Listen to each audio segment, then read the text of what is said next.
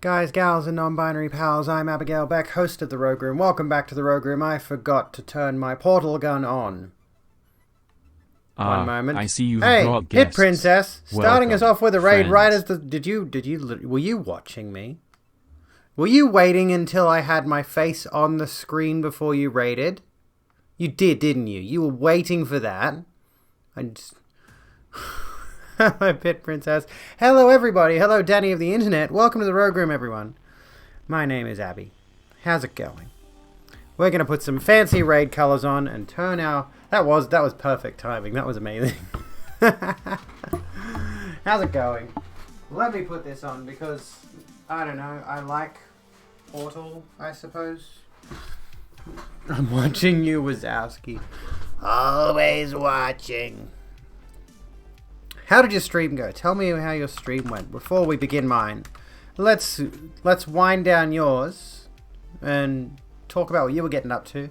We're going to talk about Pride Month tonight. We're going to learn a little bit. I already sort of know a few of the basics, but we'll see if we can pick up some new information and enlighten everybody about what Pride is, where the term comes from, and maybe even look into the history of the Australian gay and lesbian Mardi Gras as well. Because that's another interesting bit of history. Got a PB in Celeste, freaking poggers. Very well done. Exactly 420. That's awesome. Saw me on Facebook, post made you laugh. Well, I'm glad I was able to make you laugh. I'm trying my best. Trust me. I am indeed trying my best to make people laugh at things, especially at myself, given, God, I really kind of regret yesterday's social media posts. For anyone who missed what I posted yesterday, I posted the most offensively hideous photo of myself I could manage because I couldn't put any makeup on. And I pulled the Aloy face from that meme. So I was looking like this. And can I zoom out? I can't zoom out. Anyway, I looked hideous there as opposed to this. But that was the point. There were tardigrades. We like tardigrades. Frick yeah, let the corporations wave their gay flags. We have a cat present. Allow me to just present to you that the animal has arrived. The mascot of the stream is here now. Because, now that he knows the cameras are on, he wants attention. It's, perfect timing. Or I'm warm. I don't know which. Anyway. I hope everyone's doing well. I hope everyone's chilled out, vibing, hanging, being chill and stuff. No, you're supposed to stay seated on me. You're not supposed to frick off. Stay put. Yeah, get down, put your head down, relax, go to sleep. No, I'm not playing with you. No. I'm trying to, yeah, that's right. Sit there, you little bitch. Anyway. So we're going to talk about a few things tonight. How's everyone's day been? Mine's been a little busy. It hasn't been too much. The most exciting thing I did today was my makeup. So yeah, there we go. There we have it. So where were these tardigrades? I want to see the tardigrades. Also, at some point in the near future, in the not too distant future, I'm going to have to go back to Celeste and play the there's like another episode, there's a DLC, which I've never played before, which is supposed to be the hardest, and that is the one that actually contains the trans and pride flags. So those references are in the DLC that I've got, I think, and I haven't played that DLC yet. Apparently it's the hardest content in the game, which is just great, You know what else I need to do at some point? Cat, don't look at the yo-yo, for God's sake. You're ruining it. You're ruining it. Anyway. What was I going to say? You know what else I haven't finished is Jump King. At some point I was going to finish Jump King. Don't take my earbuds. Tardigrade Stan. Heck yes. Did I say... Oh, no. Hang on. I don't think I did. I think I meant to watch it, but I didn't end up getting around to it. I actually did look at some YouTube videos today of yo-yo tricks, though. But one of them was like an introduction to Yo-Yo the cat. One of them was an introduction to Yo-Yo, which just covered stuff I already basically knew.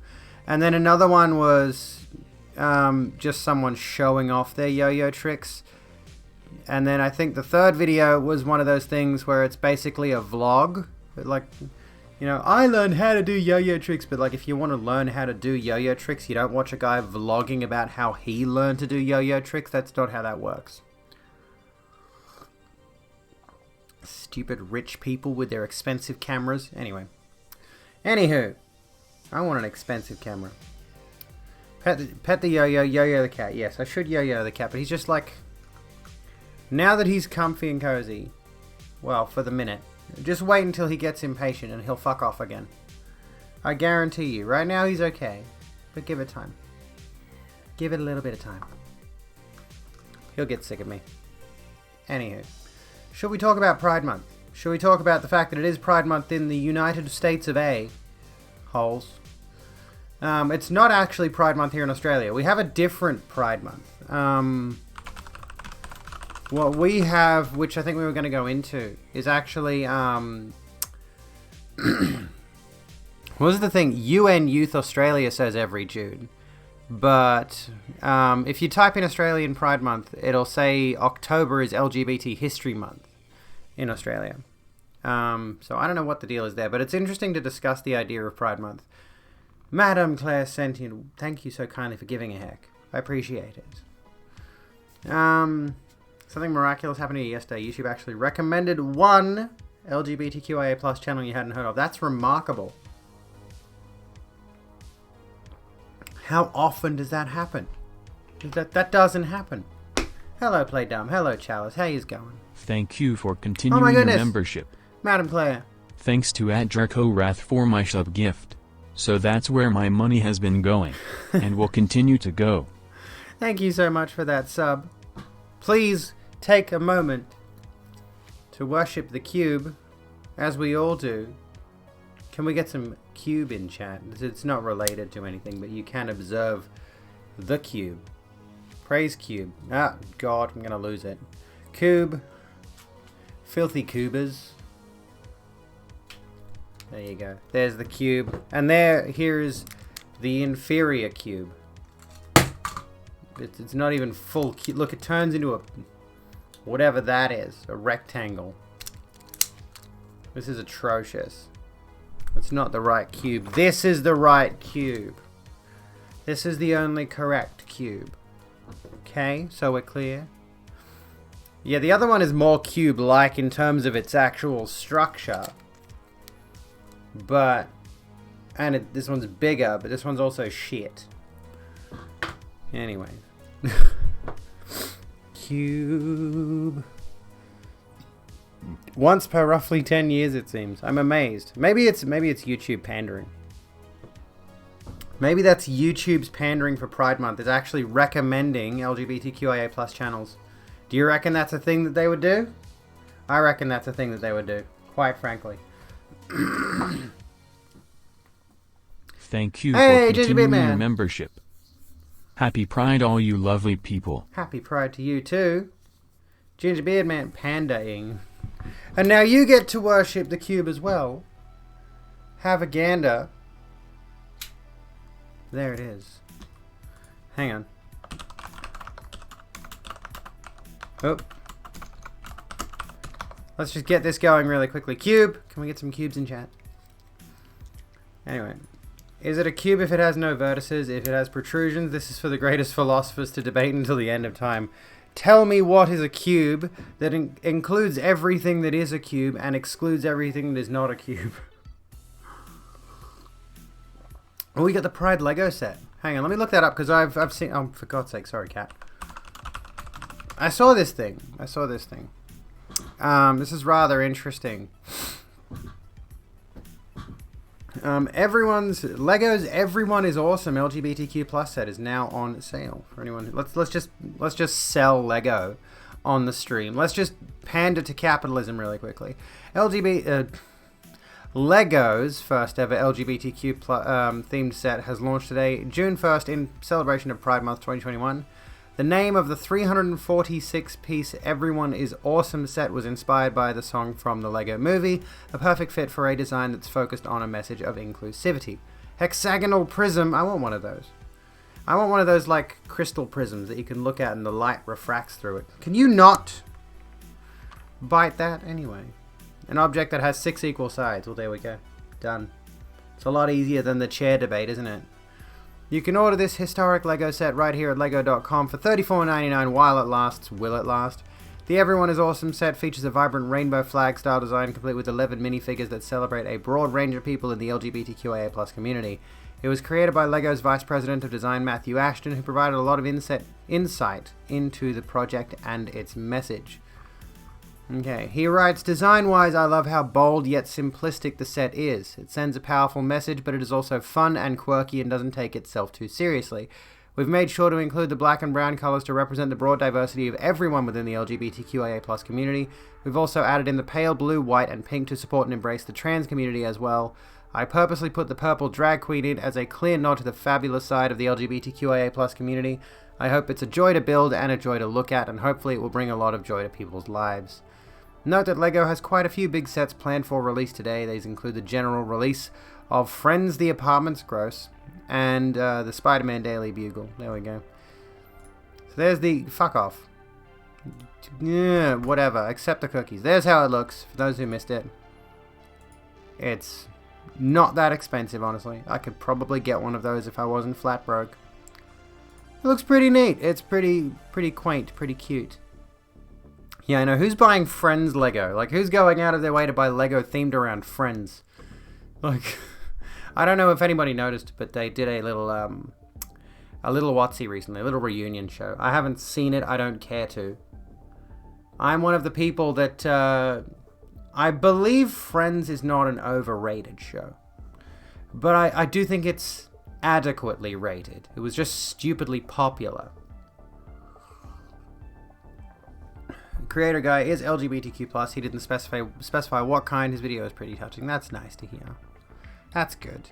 That's what we like to hear. It's not the show, it's Lego's response to Barbie. Oh, okay. Oh, yeah, Lego Friends. I forgot about that. That was a... yeah, that's a thing. Hang on. I wouldn't be surprised if Lego did a Friends set, but... I do recall seeing this. Hang on. This thing. Yeah. It's almost like this is kind of a Polly Pocket vibe. Look at this. There's this thing. So this kind of, yeah, you know what it is. Girl power. Girl boss moment. Anyway. That's what that's about. Friends is a bad show and always was, to be honest. Yeah, it's like, it's not great. It's not great. Always found the Friends sitcom kind of awkward to watch. I remember finding it funny when I was a kid who didn't know a whole lot about the world, so I was one of those kids who watched a lot of sitcoms and only laughed because the audience was laughing, and that was a good feeling. So I got into watching sitcoms for a while because the idea was, hey, everybody's laughing, and that means the thing is funny, so I'll learn that that's the funny thing, and then I'll try to replicate those behaviors IRL and realize that everyone's, shit. It's not Friends, it's F heart, R heart, I heart, E heart, N heart, D heart, S. Oh god. Yeah, I think a lot of people have spoken out in recent times about the way that the cast of Friends and the cast of like Seinfeld and all of that. I mean, Seinfeld is kind of more obvious. And yeah, Everybody Loves Raymond and all that sort of stuff. Like a lot of people have mentioned, those old sitcoms everybody used to love? Yeah, they're a bit shit, actually, for various reasons. Everyone in the show is a bad person. Which, to be fair, I think there is something to be said about making a sitcom, or some kind of comedy at least, where the characters are bad people. I think that works as a comedic format. The problem is, there are a lot of people who end up watching those shows and then model their personalities on those awful people, and it's like, you're kind of missing the entire fucking point. Anyway, as Friends was a show of its time, everyone liked it, but it doesn't hold up because of 90s humor. True. And Seinfeld has the same thing. So that's an autistic thing? It may well be, actually, yeah. Why did almost every 90s sitcom have to have a transphobic episode? Yeah, and I think, even going beyond the 90s, I think How I Met Your Mother did the same thing. I'm fairly certain they did an episode that was just the very stereotypical, I used to have a male roommate in college, gonna go meet him for a drink, oops, he's a hot girl now. And it's always transphobic the way they do it. Insane in the Mind, welcome to the Rogue Room, how you doing? Yeah, at least for Seinfeld they were supposed to not be great people, yeah, exactly. You could tell that everyone in Seinfeld is a shitty person, and for that reason I can enjoy it. For the same reason I could still enjoy Filthy Frank videos. You know Filthy Frank and all of his characters are supposed to be reprehensible. But the thing about Friends is it was represented in such a way that those characters were supposed to be relatable.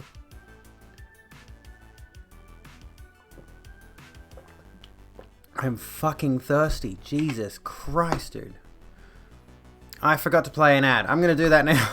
Fucking hell. Sorry, I'm bad at this. Hi, Floppable. How you going? The 90s was not a good time for gay people. I'm looking at you, Will and Grace. Oh, gosh.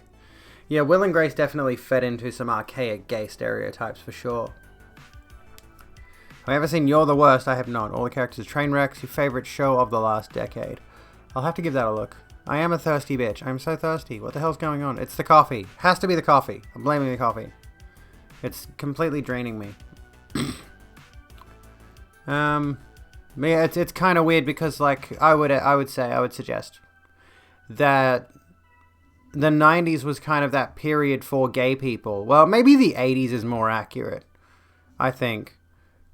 And maybe, like, the 80s and 90s can give us a glimpse of how things will be for trans people over this decade and the next.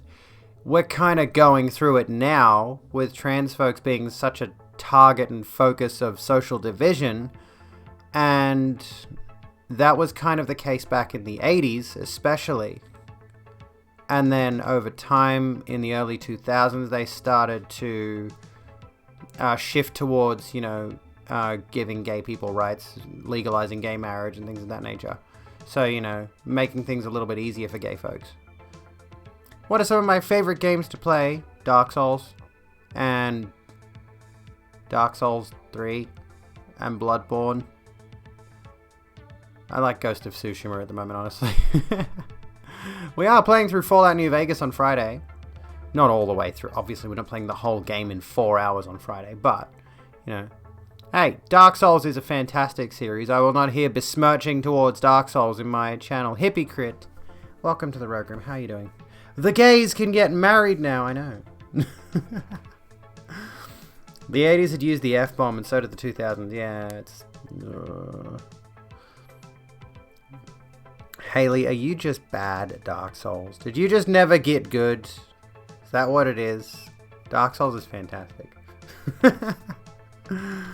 I'd like to see some... I want to see Elden Ring, though. I mean, I was impressed by Sekiro from Software, so I'm curious to see how... what's it going to be? Oh, yeah, when's Autism Awareness Month? Oh, actually, that is a thing. Oh, there's Autism Awareness. Oh, yeah, there it is. It's April. It was a couple of months ago. We actually discussed Autism Awareness Month. I'm fairly certain. And I want to bring this up. Yeah, a hunter must hunt. You know what I want to do? I was doing a Threaded Cane run recently, which is a lot of fun. Don't get me wrong, the Threaded Cane is fun. Who's played the DLC for Bloodborne, though? Who's played the Threaded Cane on steroids build? Just curious. What was I looking up? For anyone who's wondering, the Beast Cutter. The Beast Cutter is so fucking good. It's it's an incredible weapon. Why did no one tell you it was April? I'm fairly certain we did cover Autism Awareness Month in April. Maybe. I think. Welcome to the Rogue Room too, James. Gigas Juice was old one. Oh, there you go. Well, welcome back in. Reason people said gay marriage would ruin marriage for everyone was because it would add too many happy marriages, and then being a boomer who hates his wife wouldn't be cool anymore. Oh, fuck. Yeah, the Moonlight Greatsword's fantastic. Not gamer enough for this one. I don't usually talk about video games, honestly. We're going to talk about Pride Month, but there was something I forgot I forgot what I was going to look up now. I had something on my mind about gay stuff. What was it? What was it? Someone remind me. Let me go through chat. Maybe it's in there. We already looked up Autism Awareness Month. Just a bit of a mug. Welcome to the Rogue Room. I forgot. I opened a new tab and I had a thing and oh my god, it's gone. It's gone! Friends, I lost it. I lost what I was gonna... I don't know what it is anymore. Anyway. More of a real game than anyone who loves Dark Souls. I will stop the Just Chatting Pride Month bullshit and I will load up Dark Souls right now, I swear to God. Don't tempt me. I'll do it. I'll do a full run tonight. One stream, let's fucking go. What am I doing? That's Stream Deck. Have I got it installed? I've got Dark Souls 3 installed. There we go. I've got Dark Souls 3 installed at the moment. I don't have Dark Souls 1 installed. There we go. Oh no, sorry. I've got Dark Souls Remastered installed, which is Dark Souls 1. And Prepare to Die Edition, which is Dark Souls 1. And Scholar of the First Sin, which is Dark Souls 2, which is the worst of the series. Animal Crossing, creative fun, a joyful experience. I could get that in Minecraft or Terraria. Boomer, I hate my wife. Millennial, I hate my life. Gen Z, I crave the cheese. Oh gosh. Bloodborne is your life, trying to do a deathless run at the moment. Died to Amelia. Oh, that sucks. That's not good. How are you going with the deathless runs, generally speaking? How far are you able to get, or is Amelia it? Is Amelia the record at the moment? I'd like to try that at some point. I don't think I'd be able to do it. I'm not that good. Imagine memorization not being a useful tool in literally any game. True. You know, once you've played a certain game, like this is the problem with burning out on games. And this is why I haven't played Minecraft really properly in a while. And the same, honestly, like as much as I do love Dark Souls, I have been giving it a solid break for a while. Because I have memorized it so thoroughly that, you know, once you've played it that many times through, I don't know how speedrunners and challenge runners and all of that do it so often. To play through something like, say, Skyrim. Who is it that does a ton of Skyrim? Meggy Wolf. Like, I can't imagine being the kind of person who just plays thousands of hours of the same game, doing the same playthrough over and over again. And I've effectively tried it with the Dark Souls games. With DS1, 2, and 3, I did the Platinum Trophies for those on PlayStation. Then Bloodborne. You know, I went through those games numerous times. And after 3 or 4 runs of each, I was like, that's okay, I'm kind of burnt out on the series for a bit. I'm replaying Bloodborne now, mostly because I just adore the aesthetic of it. It's such a gorgeous game to look at. But, you know, playing, say, for example, Skyrim, yeah, like I mentioned before, there are some people who will play through that entire game 100%, time and again, doing deathless challenges, speed runs, you can only use this weapon, etc., etc., etc. And I'm like, as someone who does enjoy games, but not to the extent that I used to, I would find it really bizarre to just stay on that one game forever. If it's just a single player, for example, game where the content never really gets an update, even multiplayer games where it's the same kind of thing, you know, you're playing with the same batch of heroes, you might get a new level and a new hero in whatever game it is you play every couple of months or whatever, so the game has like a drip feed of content, maybe a new cosmetic. Like, I'm just not the kind of person who can stay with one game for too long. And that's the reason I haven't played Minecraft in ages. Is because I spent so many hours playing that game. If I looked up my hours on Twitch Tracker, which it may not show me, I might have balked that. Let me have a look. Games. Oh no, it's got it here. Okay, so I have streamed at least, keep in mind this doesn't include the time I've spent playing Minecraft off stream and across multiple systems, I've spent at least 860 hours on this channel streaming Minecraft. It is still, after 3 years of streaming, my 3-year anniversary was in March. We'll get into the Pride discussion in a minute, sorry.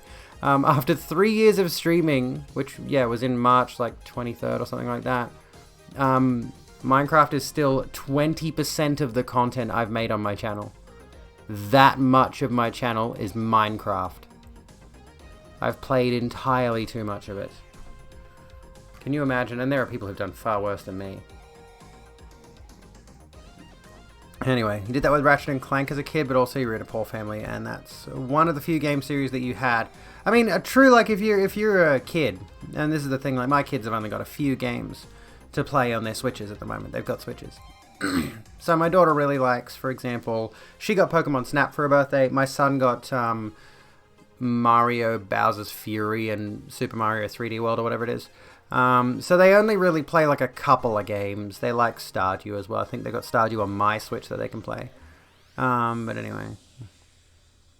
The only game you've seen me play is Raid Shadow Legends as a joke. I forgot about that. I did that as a meme for getting a level 5 hype train. Oh, fuck. Yeah, it's been a few months since I've dedicated myself to game streaming. I started doing Just Chatting after taking a break earlier this year, I think. And let me go back to my Twitch stats, actually. If I go back to my Twitch stats, now I've put the yo-yo on my finger. Happy Pride Month, Hurricane Marlin. How you doing? Glad you missed that stream. It's on my offline YouTube channel if you want to watch me play Raid Shadow Legends for about half an hour. If I go to my streams, back in January? Is it January? Yeah. Oops, hang on. So, like, my last stream in December was Ghost of Tsushima? Really? Oh, yep. Yeah, my last stream in December was a Ghost of Tsushima / oh, no, sorry, Dead Space. Dead Space, that's right. So we were going through Dead Space. I was doing like a bit of a thing where I was going through a couple of different horror games at the tail end of last year. Then I took a break, then I came back, and I decided I'm going to ditch the gaming content and focus on just chatting. And it's worked well for me, so I've stuck with it. You know, and now I only do like gaming content once a week on Fridays. And I'm gonna yo-yo off camera so you can't see it.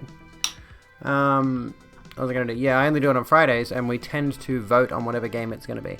But I had said to myself, maybe I'll do a playthrough of a certain game that I choose once we're finished with Fallout New Vegas. Anyway, I think your first stream was a Bioshock one? Yeah, I was playing Bioshock. Have you lot played Bioshock? A master chooses, a slave obeys. Or a man chooses, a slave obeys. I don't know. I've forgotten. How many hours in Payday 2 from me and the crew play? Yeah, true, we played a ton of that too. I don't think there's that many on my stream though. It doesn't come up as like one of my most streamed games. Yeah, Monster Hunter World has got a fair chunk of time in there. Let's see.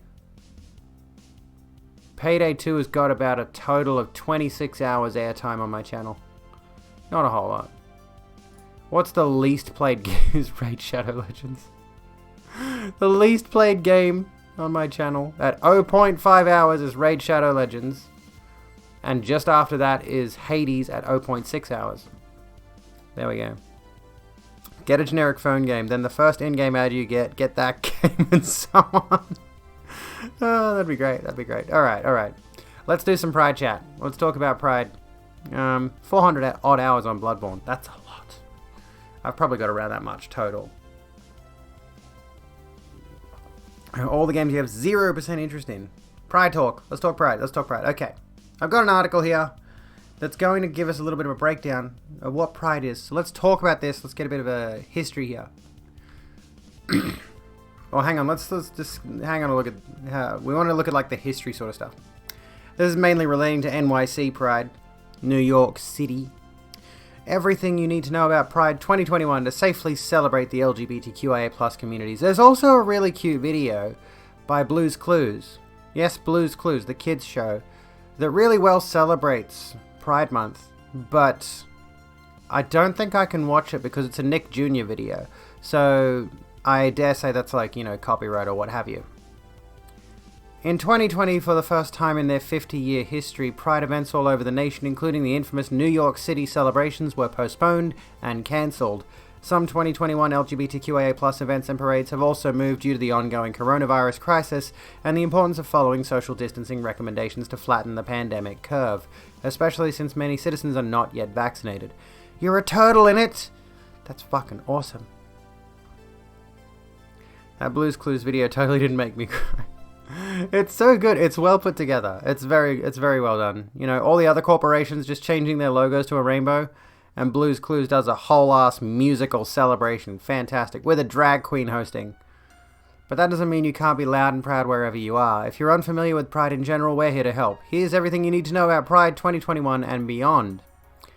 What is Pride? Pride is a celebration of LGBTQIA+ identity and the freedom, beauty, and wonder that comes from simply loving who you want to love, no matter how you express your gender. LGBTQIA+ Pride is meant to celebrate the dignity and joy of in the representation of lesbian, gay, bisexual, transgender, queer, non-binary, non-conforming, and pansexual persons, as well as anyone else who doesn't necessarily fit into the cisgender and heteronormative boxes. Dude! Okay, Lil NB Dolphin, yes. Okay, so, like, unsurprisingly, and I really need to know, I have to know. I've seen so many people talking about when is straight pride, and someone in response to Dead by Daylight posting something, when are we going to get a straight event, because they mentioned, like, the Dead by Daylight. If I just go DBD, is that going to give me Dead by Daylight? If I click on Dead by Daylight, where's the brand account? Dead by Daylight, here we go. The brand account for Dead by Daylight, I haven't played in ages. It's like, get ready for a vibrant Pride month. Here's what's on this month, and it's like a list of streamers and different events that are going on in the game. And some idiot in the comments section, yeah, like JT has posted, the heteros are upsetteros.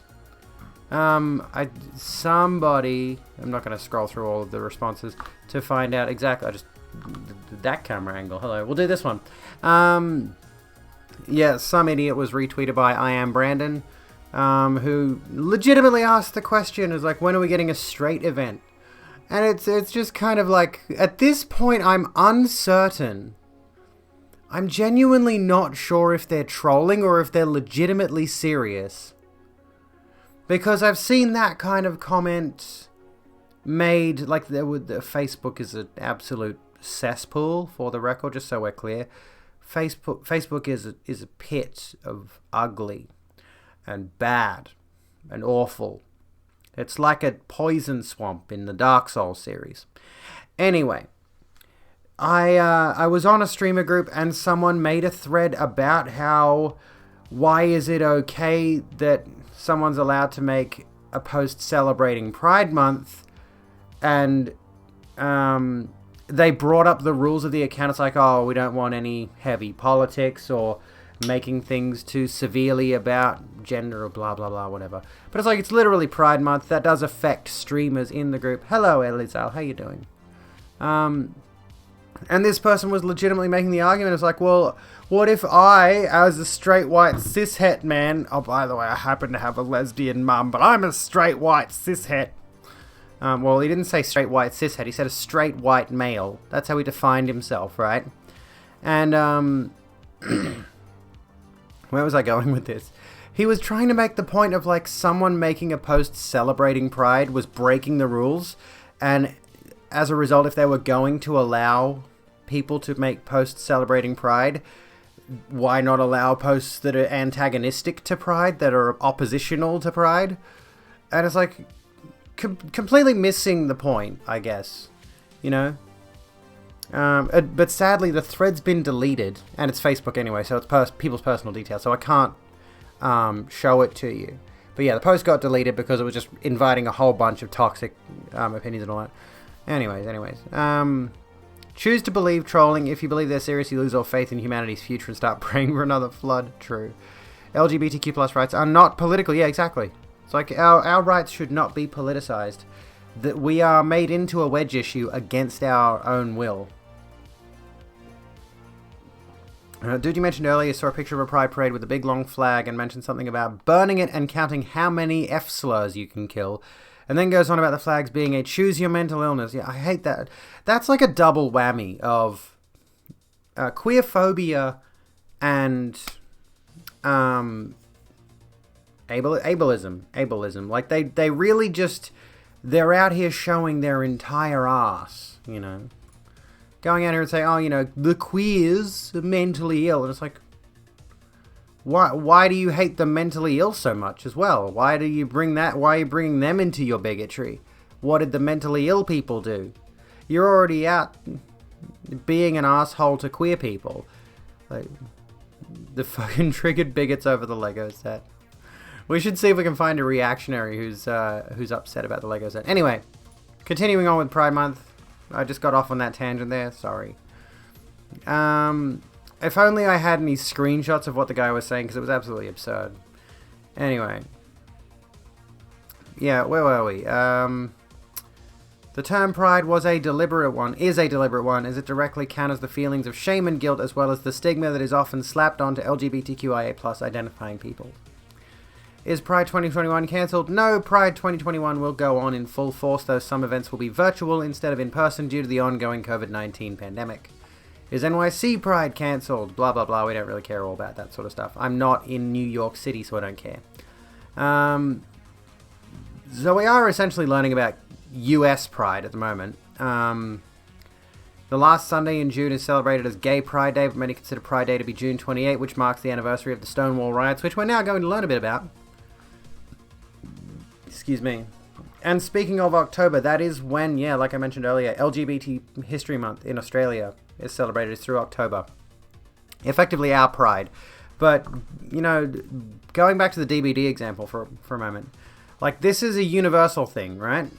This is going to happen in anywhere the game is available, except maybe certain countries.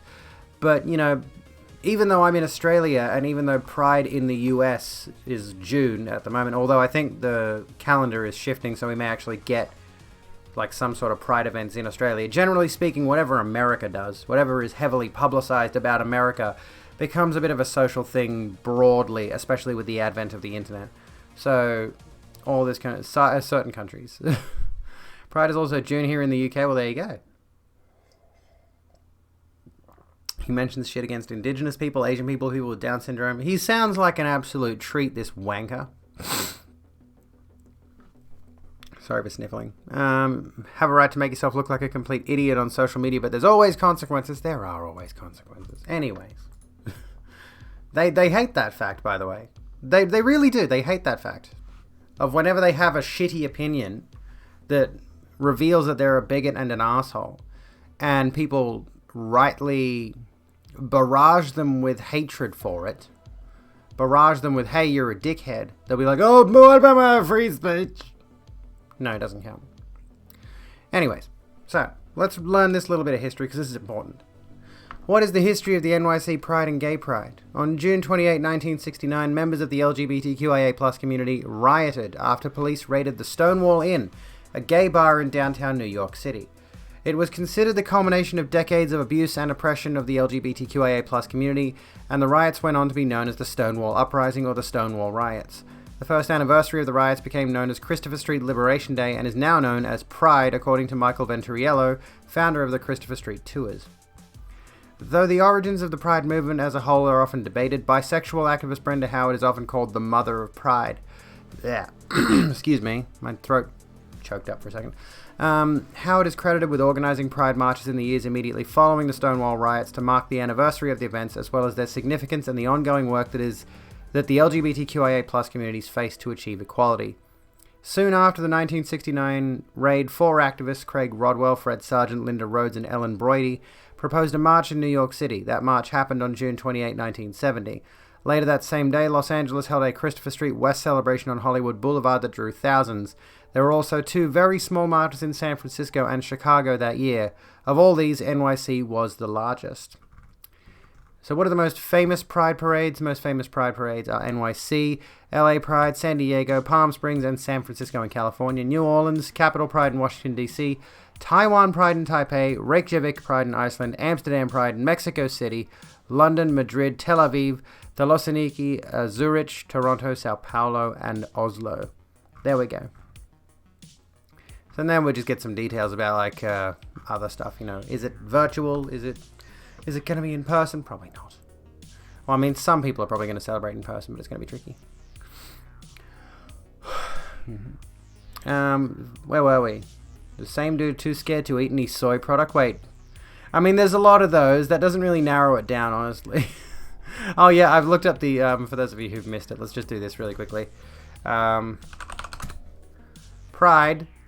Hold on a minute. There it goes. Disney hit with a discrimination suit as Disney Plus celebrates Pride. That's always great to see. That's fantastic. What? I want to know now what this is about. As Disney Plus celebrates Pride, its parent is hit with sexual orientation discrimination suit. Not a great look for Disney.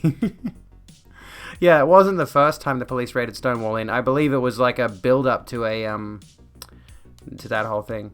Do I get offended if someone uses the wrong pronouns? Why would somebody use the wrong pronouns, is what I would like to ask you. Why would someone feel the need to use the wrong pronouns to refer to somebody? That seems like a bit of a yikes on their part, you know, to go out of their way to do that.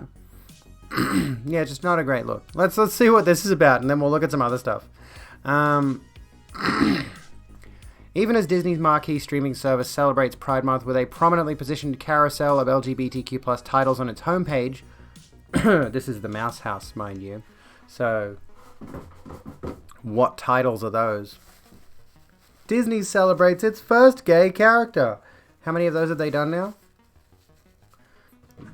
Call me up when Disney creates an actual gay protagonist who is openly gay throughout the course of the film. Okay? And they make it known. And they make it a statement. And they make it such that it can't be changed for certain audiences. Call me up when that happens. I'm trying to clear my throat a bit. Okay, so the complaint, as reported earlier by Deadline, was filed today in a California Superior Court on behalf of television executive Joel Hopkins, lawyers confirmed to The Verge. Hopkins had been with the company since 1994. The suit alleges that around the time that he was promoted to Vice President of Production Finance for Touchstone Television in 2000, it became known that Hopkins identified as gay. At this time, despite his tenure and previous promotions within the company, Hopkins experienced an ongoing pattern of discrimination, including but not limited to being passed over for promotions and not being paid at a level commensurate with other department heads, the complaint states. There's something gay with the Seven Dwarfs. That whole thing is really, there's a lot to unpack there. I think it was last year or so during Pride, he looked at the gay movies section on iTunes and it placed My Friend Dharma. What's that one? Good lord. I think Pixar should do some kind of queer-centric movie. Bet it would be lovely. I would hope so, yeah. They seem like they'd be the right studio for it.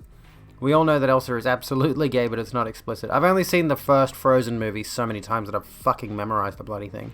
But I've heard many hints towards it, honestly. It's one of those things where it becomes interpretive, you know? Anyone who knows what to look for will spot the representation, like with Celeste, again. You know, if we come back to Celeste for a minute, that game, even before the announcement that Maddie Thorson was trans and that Madeline is trans, if you are a trans person and you've played Celeste, you can see all of the connections. You can make all of the connections. In the same way, like if you watch The Matrix and you have that experience and you have that knowledge with you, you can, you know, connect the characters and the storytelling to a certain type of narrative. Anyway. We read that bit.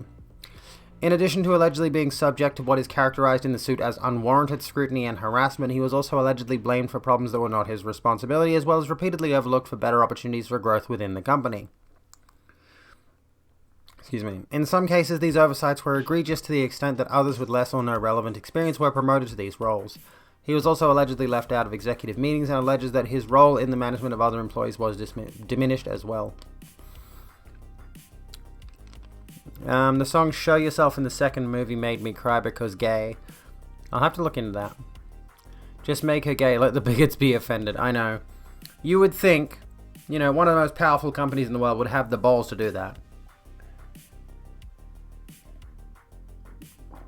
The Matrix made me unreasonably upset that my estrogen pills are no longer blue and instead now come in white. If you take the red pill, it's estrogen and you turn into a girl. And you grow a fantastic set of tits.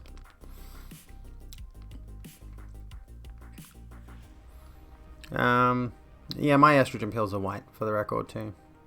Makes sense, I suppose. I don't know. Anyway, where were we? In addition to allegedly being sued... Do we read this bit? Diminishes well, yeah. According to the suit, Hopkins made direct and repeated complaints to HR about the discrimination he had experienced, but the HR department and his employers provided no relief whatsoever. And you grow a fantastic set of tits. Not gonna lie, I'm pretty proud of him at the moment. After his sexual orientation became known to his superiors, and after being discriminated against, and after being put on a dead-end career track and repeatedly denied... How many ands do you need in this sentence? This is grammatically incorrect as fuck. And repeatedly denied promotions with no remedy or relief from HR. Plaintiff is informed and believes that yet again, in or around April 2021, several promotions occurred, but plaintiff once again was not promoted, the complaint states. Plaintiff is informed and believes that these promotions occurred despite representations that Disney was hurting financially and was not promoting. The complaint was brought under the California Fair Employment and Housing Act, which bars workplace discrimination on the basis of, among other things, sexual orientation. The suit seeks compensatory damages for lost benefits and wages, as well as medical expenses and emotional distress, in addition to trial and lawyers' fees. It also seeks punitive damages in an amount appropriate to punish defendants and to deter others from engaging in similar conduct for all causes of action in which such cases are recoverable. A spokesperson for Disney did not immediately return a request for comment. Neither Riverside Television Services nor ABC Signature Studios, which are also named as plaintiffs in the suit, immediately returned requests for comment. While the Walt Disney Company is being sued over allegations of sexual orientation discrimination at the corporate level, its tentpole streaming service has made Pride Month a key focus of content curation on its homepage. Disney Plus is the company's crown jewel and arguably its most consumer-facing product at present. The company's business has essentially been reshuffled to focus almost exclusively on making Disney Plus a success. As Pride kicks off this month, a prominent Celebrate Pride Month column on the service features titles such as Out, Howard, Runaways, and more than half a dozen other Pride-friendly titles. How do you define Pride-friendly titles? They did it because blue is the boy color. Disney engages in rainbow capitalism. This lawsuit straight up proves it. Yeah, exactly. Like, this is exactly what companies that engage in rainbow capitalism do, right? Is they'll put on a facade, like who mentioned Raytheon? We look at Raytheon. I don't even know what they fucking do, honestly. What is Raytheon? They're a weapons company or something like that. Raytheon Technologies. We go to their Twitter page, and they got this shit. Look at this. Future of aerospace and defense. Okie dokie. And, like, I forget who it was that posted a meme that had a bunch of, pretty reprehensible companies that had their rainbow capitalism logos. And it's like, just shut the fuck up. Welcome to the Rogue Room. Kirisude Gurman, how you going? How's it going? How's it hanging? Alright, so. What was I going to do? There was more to this and I've forgotten what it was. I've got another article here. This is for unyouth.org.au talking about Pride Month, and it is saying June. So I looked this up, and like when I look up Pride Month Australia, it tells me about LGBT History Month, which is October. But according to this, yeah, June is still Pride Month in Australia as well. I'm curious. With all the rainbow capitalism going on, I used to work for one of the biggest store chains in Australia. Yeah, one of the biggest grocery store chains in Australia, Coles. And they had a tendency to do up their stores with a whole bunch of banners and all of that kind of faff.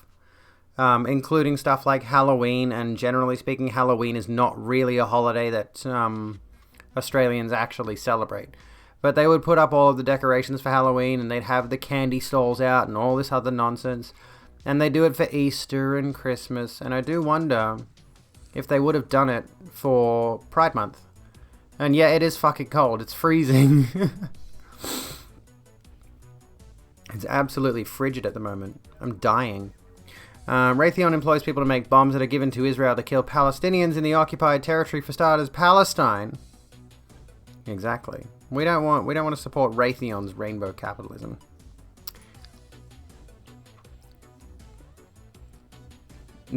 Oh my god. Oh my god. It's from back in 2017. Okay, let's have a look at what Phage has sent us. The only good side to rainbow capitalism is at least it shows that LGBTQ plus issues are at a place where greedy people see it as profitable rather than damaging. Yeah, that's true. Bit of a gauge of society. That does seem that, given how many companies do come out in support of queer issues during Pride Month, that means they know that a significant portion of their consumer base are pro-LGBTQIA+, versus against. And those kinds of opinions against queer people are slowly dwindling in terms of their relevance. You know, fingers crossed. I'm going to run another ad break really quick because I missed one. It is still mostly shitty. It's not a good thing. But it is certainly better than the alternative of more stuff like what happened with Disney there just a moment ago. Which is certainly, you know, I don't doubt that sort of thing is still happening behind closed doors. Where, you know, certain people are being passed over because of their sex or their gender or their sexuality. Surfer Girl, thank you so kindly for the tier 1. Enjoy the cube for a moment. I don't know why that's the thing that I'm doing now, but you can enjoy it. Can we get some cubes in chat? Anyway, as Phage has sent me, this is, yeah, a few years old, 2017. LGBT soldiers group launched to destroy homophobic ISIS. That just reads like a... Is this a piss take article? This reads like a satire article. These F-slurs kill fascists.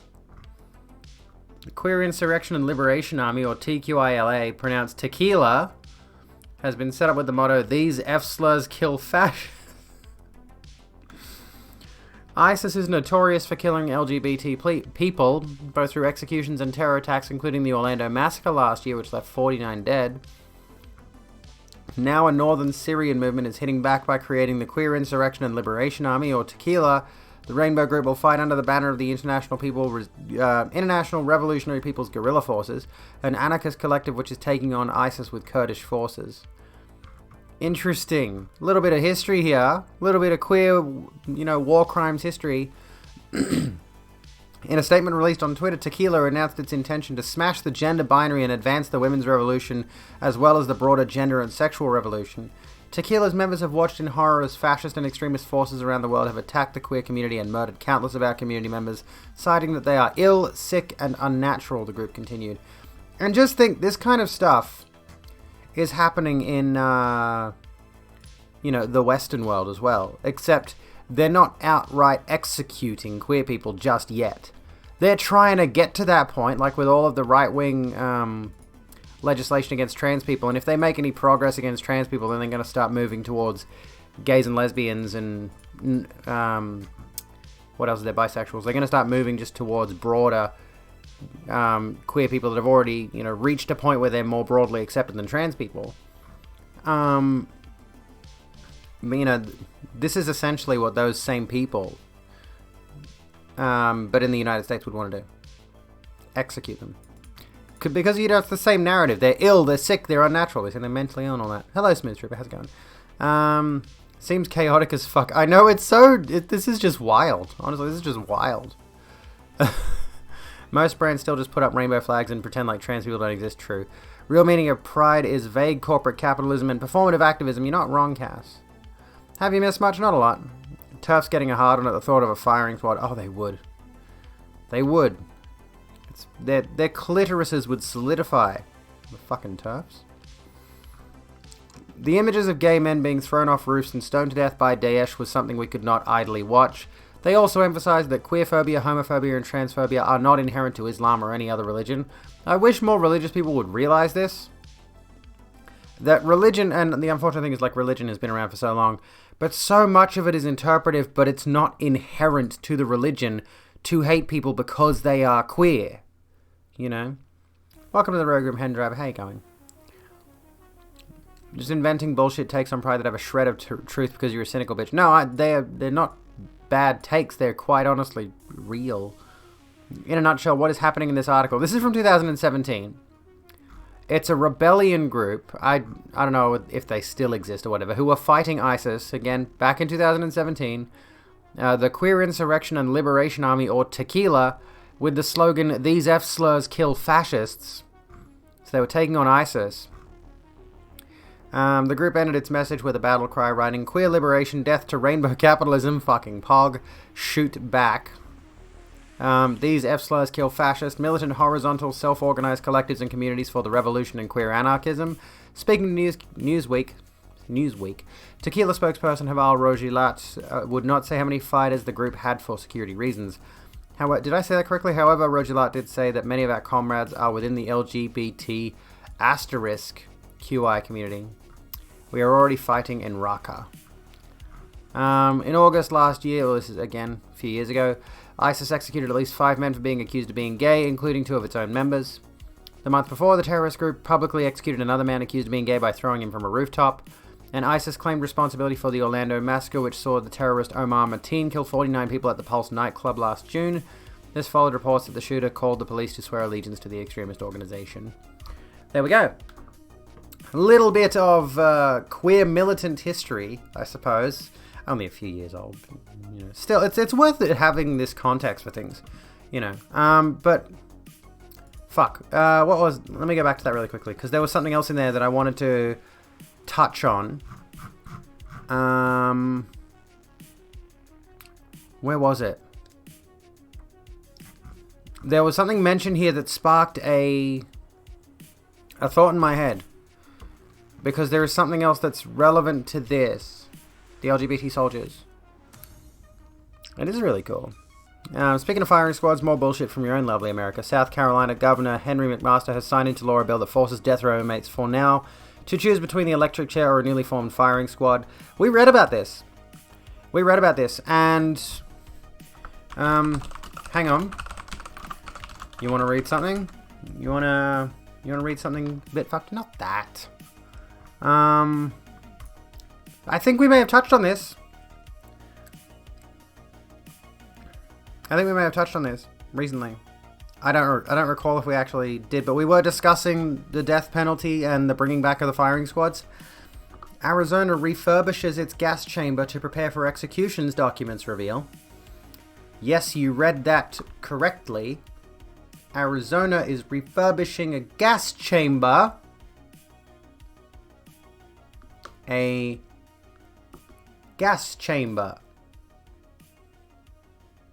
Can't see anything wrong with that. Anyway. To gas people on death row, basically. So, anyone who is on death row, they're going to be using... So, what is it? The Corrections Department has spent more than $2,000 on ingredients to make cyanide gas, the same used in Auschwitz. America, you're really like... Fucking hell, dude. America is really just Nazi Germany light at this point, aren't they? Really, they legitimately are. Anyway. I think Phage clicked the wrong person there. Hang on, let me get my mod tools back up. Because I've got those turned off for some reason. There we go. Let me just do something. Here we go. There we are. That's a bit better. Alright, cool. Yes, gas chambers. They're bringing back gas chambers. Because that's a smart idea. I am a fucking Aussie, yes. How many foxes have we got in chat?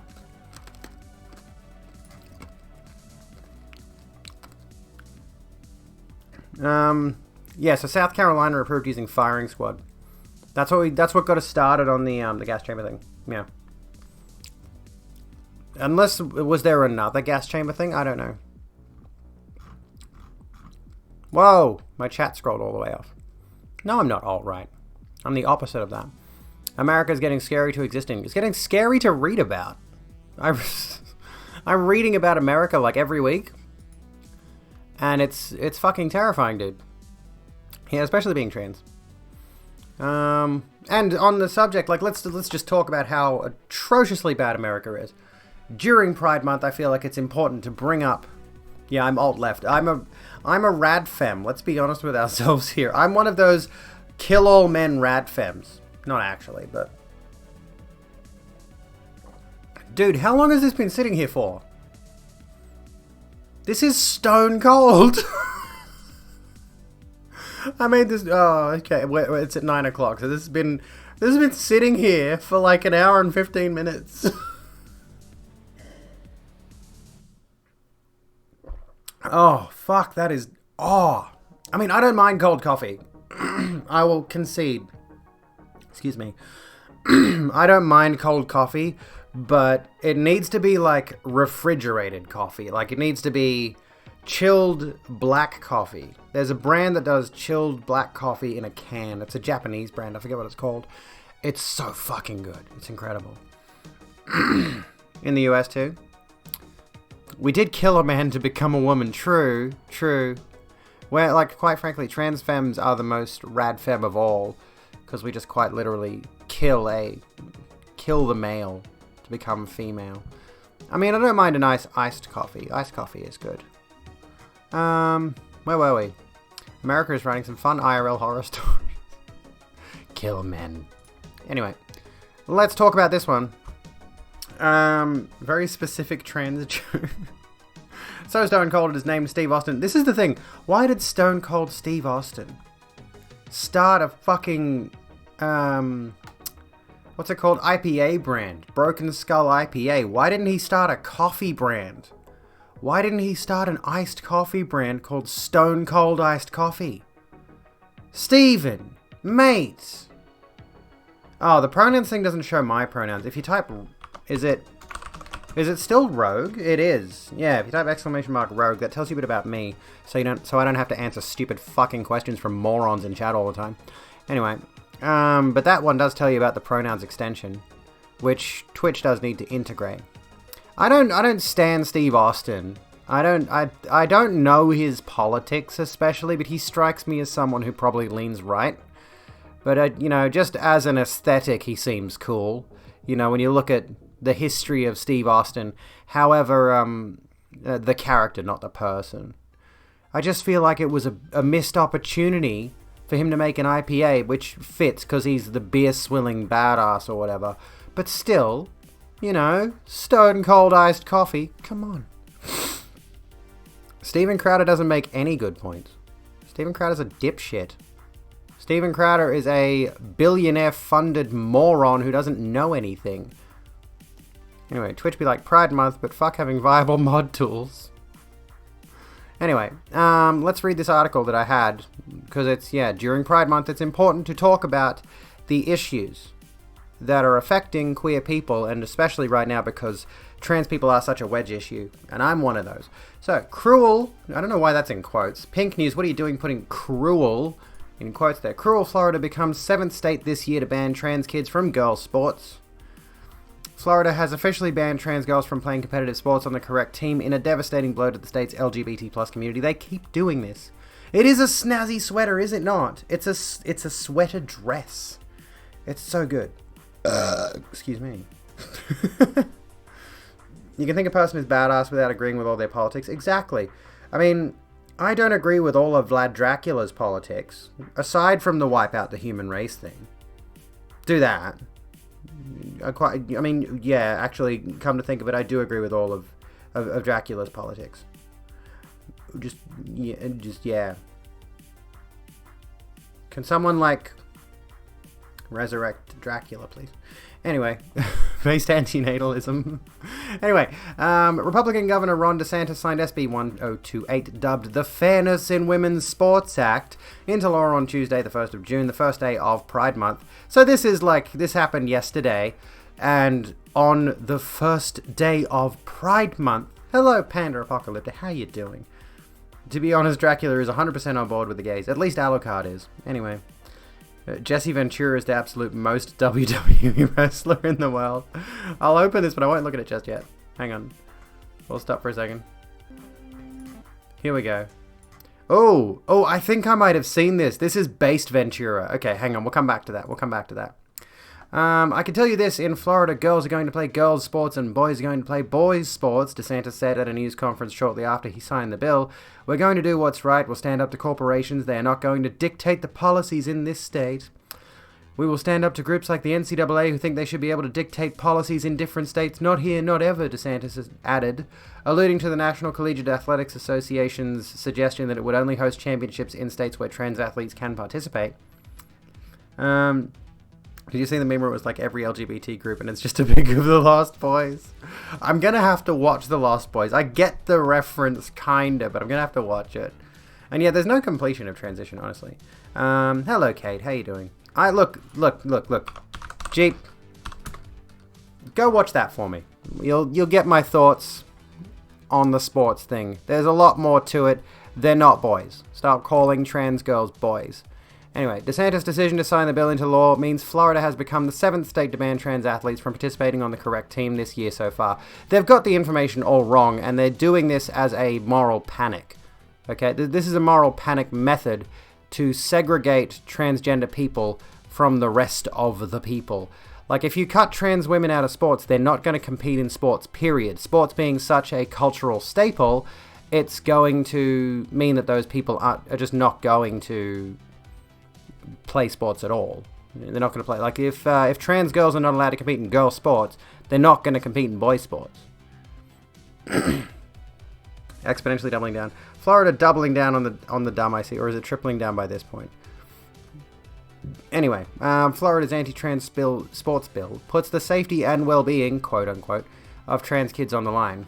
Well, no, yeah, you know what I mean. Anyway, shortly after, we'll get into why this is such a bad thing. Therapist, for fuck's sake. If God didn't want you to be gay, why did he stick the male G-spot up the arse? Correct. Please explain. Shortly afterwards, the Human Rights Campaign, one of the United States' leading LGBT plus organizations, announced its intention to challenge Florida's law in court. Let me get some water. Yeah, we're talking about gay shit. We're always talking about gay shit around here. One singular joke. One joke. Seriously, get a new joke. Guys, seriously. How are you this... It's what... I swear it's been like, what, 12 years since someone made that joke the first time? Probably more. Probably more than that. You're still on that one. Just grow up. Find a new joke. Hello, Death's Anxiety. How you going? Gay? Wouldn't know what that is. Where were we? The Human Rights Campaign will always stand up to anti-equality forces on behalf of transgender kids, and that is exactly what we plan to do by legally challenging this ban on the participation of transgender girls and women in sports, said HRC President Alfonso David. He accused DeSantis and Florida lawmakers of legislating based on a false discriminatory premise that puts the safety and well-being of transgender people on the line, or kids. In Florida, we are ensuring that there are legal consequences for being on the wrong side of history. Florida State Representative Anna Eskamani, who is expected to run for Florida governor in 2022, described the bill as a bigoted, transphobic piece of legislation. In a statement, Eskamani said the bill targets one of the most vulnerable groups of people in our state and excludes transgender people from public life, including participation in sports. This is important. Let's talk about why, in general, the trans athletes thing is not just about trans kids in sports. It's not just about fairness for women, or whatever, fairness for women and girls. Hood on the mods today. Fuck these ass clown trolls. Indeed. Fuck them. Don't actually fuck them, though. They're probably, like, gross and don't wash their dicks. Anyway, when she says excludes transgender people, one of the most vulnerable groups of people in society in general, especially at the moment, being that trans people are being made into a wedge issue politically. This particular thing here, it's not just about the sports thing, because it starts with the sports thing because it's the easiest thing to convince people of. Because a lot of people have already got a preconceived notion of what man and woman is, what man and woman are by society's standards, right? So what that extrapolates to is a lot of people have... I'm trying to get my head around this. I'm much better when I script out my thoughts, you know.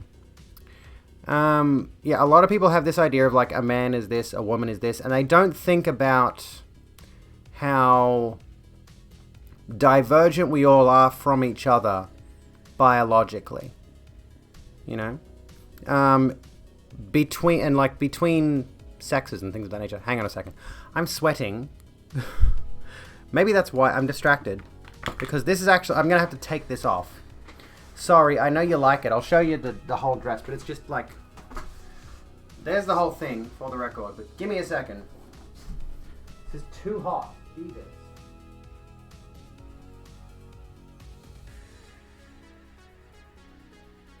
Alright, let's get back to this, because I have the thought in my head, and I'm trying to wrap my head around it. I'm trying to piece together these ideas, okay? So, oh my god, that's not... Jesus fucking Christ, my pants are not playing. Holy fuck, dude, pants, chill. Mate, that was... Good lord. Don't zoom in on that. Anyway, Okay. So let me think. Let me get my head around this. Okay, so the trans athletes thing is the stepping stone to higher bigotry. It begins the assault on trans people. So when you say to people, broadly speaking, a man is this, a woman is this, you have a stereotype in your head of what a man is, you have a stereotype in your head of what a woman is. And generally speaking, people conflate the idea that a man is big and strong and muscular. You look at male athletes and you look at female athletes. Female athletes are lithe and petite and delicate, right? But where's that actually, you know what? I'll bring up this example again. I hope I'm allowed to show this on stream. For those of you who have not seen sports, my video sports, I'm sure you've all seen sports before, but, you know, a lot of people just assume that all women athletes are going to have the exact same body type, and as a result, if you put a trans male athlete on a trans female athlete, thereby if you put someone who people define as biologically male on a female sports team, they're going to assume that somebody who looks like The Rock is going to obliterate people who look like a tiny little athletic gymnast. These are female athletes. All of them are cis. Do they look the same to you? Biologically? Dawn Ellerber, the hammer thrower here, could crush me with her hand. One hand. This is the problem with that argument, is there is so much diversity among our bodies alone. There's so much genetic diversity among our bodies alone that segregating sports into just male and female in the first place is illogical. Because ultimately, sport is about one thing: finding the most powerful athlete for whatever particular sport that you are going into. Like, look at basketball. Like, this is the argument that was made by that racist. What's the dominant trait among basketballers? What's the dominant trait among jockeys? Basketballers are really fucking tall. Jockeys are really fucking short. You can't train that. You cannot genetically train to be taller or shorter. You're just born with it. And those sports cater to those specific people. So they look for those specific people, or whatever it is. So if you have a coach, if you're training in a certain sport and you have a coach who is trying to get you into a professional level, but you're just missing certain genetic traits. Killer, welcome to the Rogue Room. Panda, welcome to the Rogue Room. If you have certain genetic traits that are just not desirable for the sport, you're not going to make the elite level, period. Like, elite level sports, and if we want to continue down this road with the trans athletes thing, how many medalist winning trans athletes are there at the Olympics? Just curious. Does someone want to look that up for me? How many medalist Olympian trans athletes are there? You. Hey, 20 biddies. Thank you so kindly, Death. 0. There's none of them. They don't exist. And I think this coming Olympics is going to be the first that actually has a significant number of trans athletes in it. Because trans athletes have been able to compete at the Olympics since 2003. Not a single one of them has won a medal at all. You tower above mortals, but your skin and bones and A-cup tits. Mr. Totoro, welcome to the Rogue Room. Bigots just imply this image of trans women being massive to fearmonger. Exactly. And honestly, that same attitude comes back to how people used to talk about lesbians a long time ago. They used to portray lesbians as these big, brutish, hulking, scary women with low voices. me go into public restroom and smash. It's the same arguments recycled over and over again. Because these people don't have it, like, do not fall for the bullshit. The people writing these laws do not care about women. They're writing these laws to protect girls and women in sports. They don't care about women and girls in sports. Until this became a political issue that they could capitalize on to divide the working class, generally speaking, to divide people.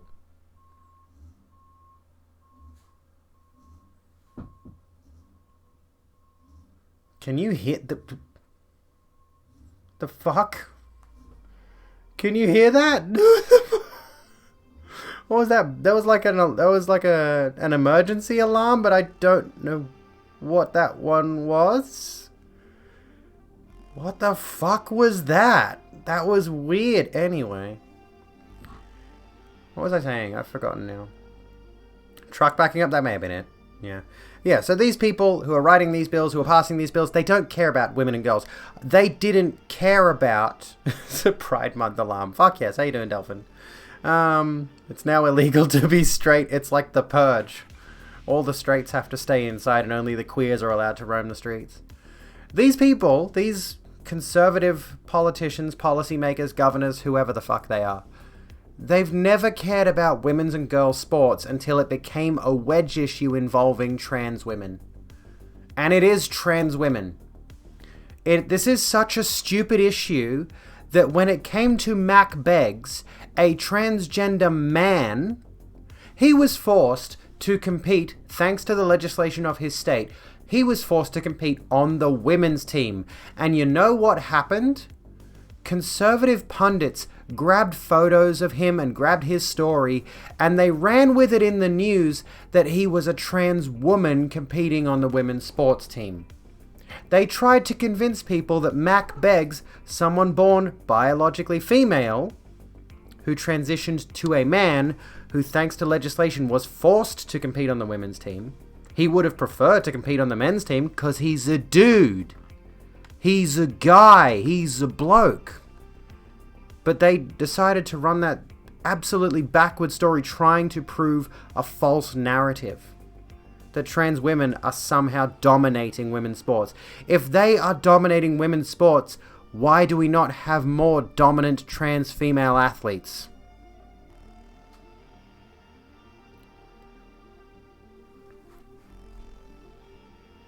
Checkmate. Fuck yourselves.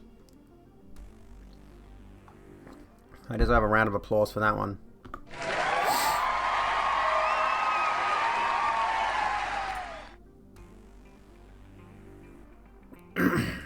You are so predictable, you pathetic little troll loser.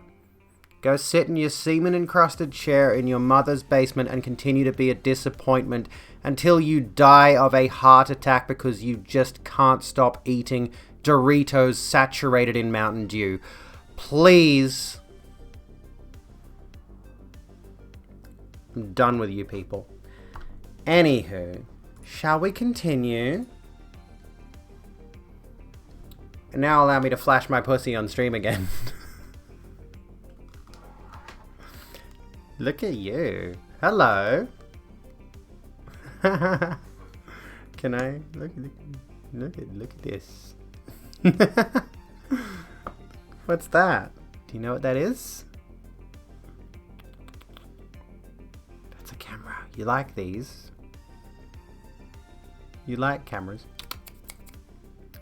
Look at him.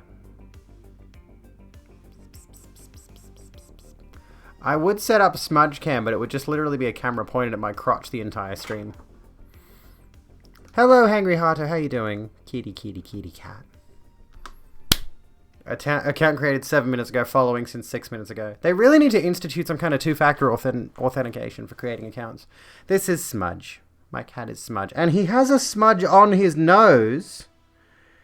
And I don't know what it is. Like, look, Shay the Rat Queen. Welcome to the Rogan. Look at this. Like, he didn't have this until recently. That black mark, he did not have that until recently. So now Smudge has a smudge. And it looks like it's maybe maybe something that's scarring over, but he hasn't really had an injury. So I don't know what it is. But Smudge now has a smudge.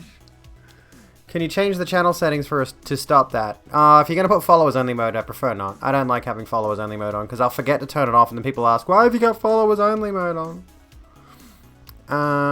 Because yeah, I forget about it. We got another 2 minutes until an ad break. Sorry, we're running ad breaks. So that we can keep mid-rolls out of the stream. Anyway, we were talking about the trans sports thing again. And we're going to get into some of the, the more dire consequences of these kinds of bills. Oreification. Did I tell you the funny story of the fact that my ex got a cat who is the same kind of cat, a tuxedo, a little bit bigger than Smudge. She got the kitten and she's like, I can't think of what do I name the cat. And I just blurted out, well, it's a tuxedo, call it Oreo, because it's black and white. And she just went with it, and I'm like, okay, I just named my ex's cat. No, he doesn't go outside. He always stays in. He doesn't even wear a collar. I want to put a collar back on him, but I don't want to risk letting him out. But yeah, now it turns out Oreo's a bit of an asshole, so... Sub now to not see an ad, kids. Yes, indeed. If you can afford to, please use your money responsibly, friends. Yes, indeed. If you want to get in before the ad break, hit that subscribe button. Support your favorite trans streamer. He is a sweet cat. Smudge is a very sweet cat, but he's very, very... I think, he recently had to go through a bit of a medical debacle. Oh, I want to get him a collar with a bow tie. I do. I will figure that out, trust me. I'm looking into it. Preferably a sparkly purple one, and then I'll put a tag on it. But, what was I going to say? He's always been very sweet, very cuddly, but lately... After his little medical thing and he had to take antibiotics and I had to jam them down his throat, he's taken every opportunity, ad break now, to attack me and bite me and claw me. Playfully, but he sinks his teeth in and he sinks his claws in. He's gotten more aggressive since I had to give him a 2-week run of antibiotics. He's okay now. He was sneezing blood. For those of you who missed that, he was sneezing blood. Not very good. Not very poggers. But yeah, he recently got me good on my hand there, because he was in a bad mood, after my son tormented him or something. Maybe that's it. Maybe my son torments him a lot. He does. And maybe Smudge has just had enough and now he's in an aggressive mood and wants to be left alone. So he'll actually swipe and bite if you get too close to him and he's in that sort of playful mood. He's had his reasons. He probably has. But he's a good cat overall. Graduating veterinary medicine. You probably got scared. Veterinary medicine. I can't read. Probably got scared, but it'll probably pass. He might do that as a warning. Yeah, probably. Mother, the antibiotics have made me chaos incarnate. Oh, goodness. He's a good cat, though. He is a good cat. Anyway, I want to... Oh, hang on. We'll continue with this, and then we're going to watch Jesse Ventura, apparently.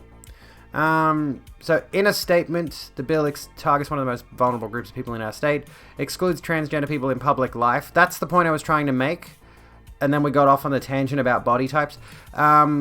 This is what happens with the trans athletes thing. Trans athletes is step 1, then it goes to trans healthcare because they're trying to prevent the kids from making irreversible life decisions, and then once they outlaw trans healthcare for teenagers and children in general, they'll move that up to trans healthcare for adults. They'll make it more complicated and difficult for adults to get trans healthcare, and then eventually they'll completely illegalize it, and they'll do things like institute bathroom bills.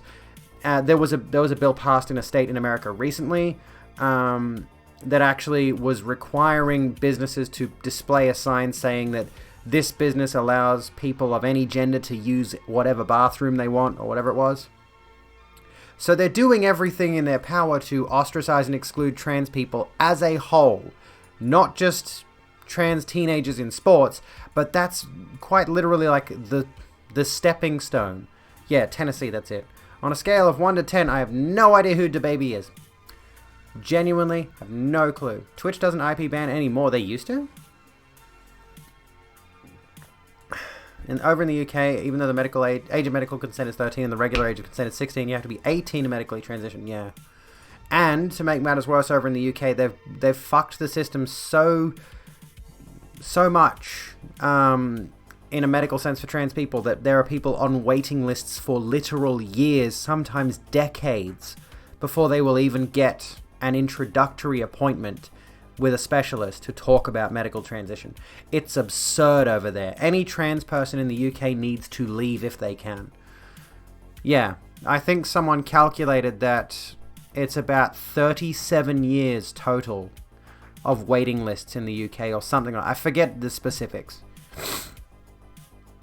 But it's just like the system is so entirely fucked. It's not that bad in Australia, actually. Yeah, exactly. Leave for where? Well, I mean, you could leave for Australia. Fortunately, in Australia, it's pretty good.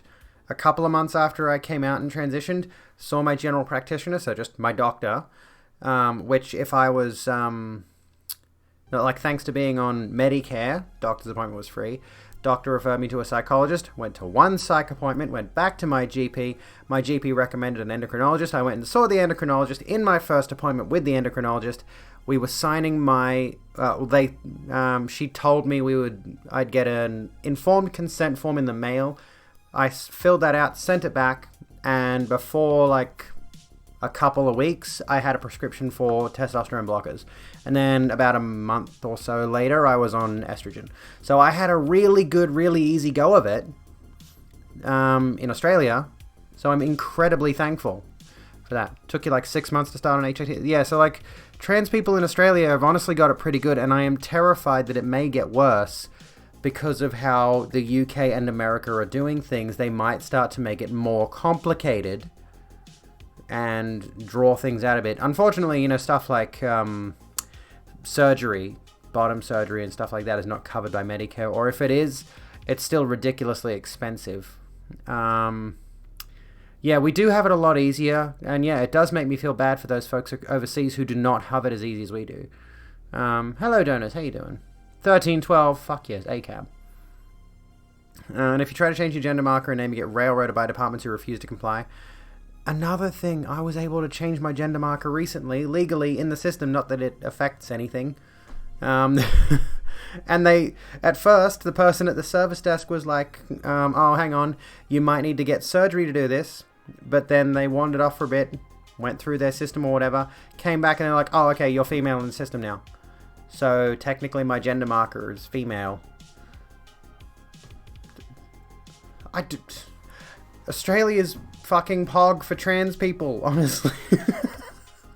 The only issue is the surgery, but everything else has been really good. And I feel really guilty for it.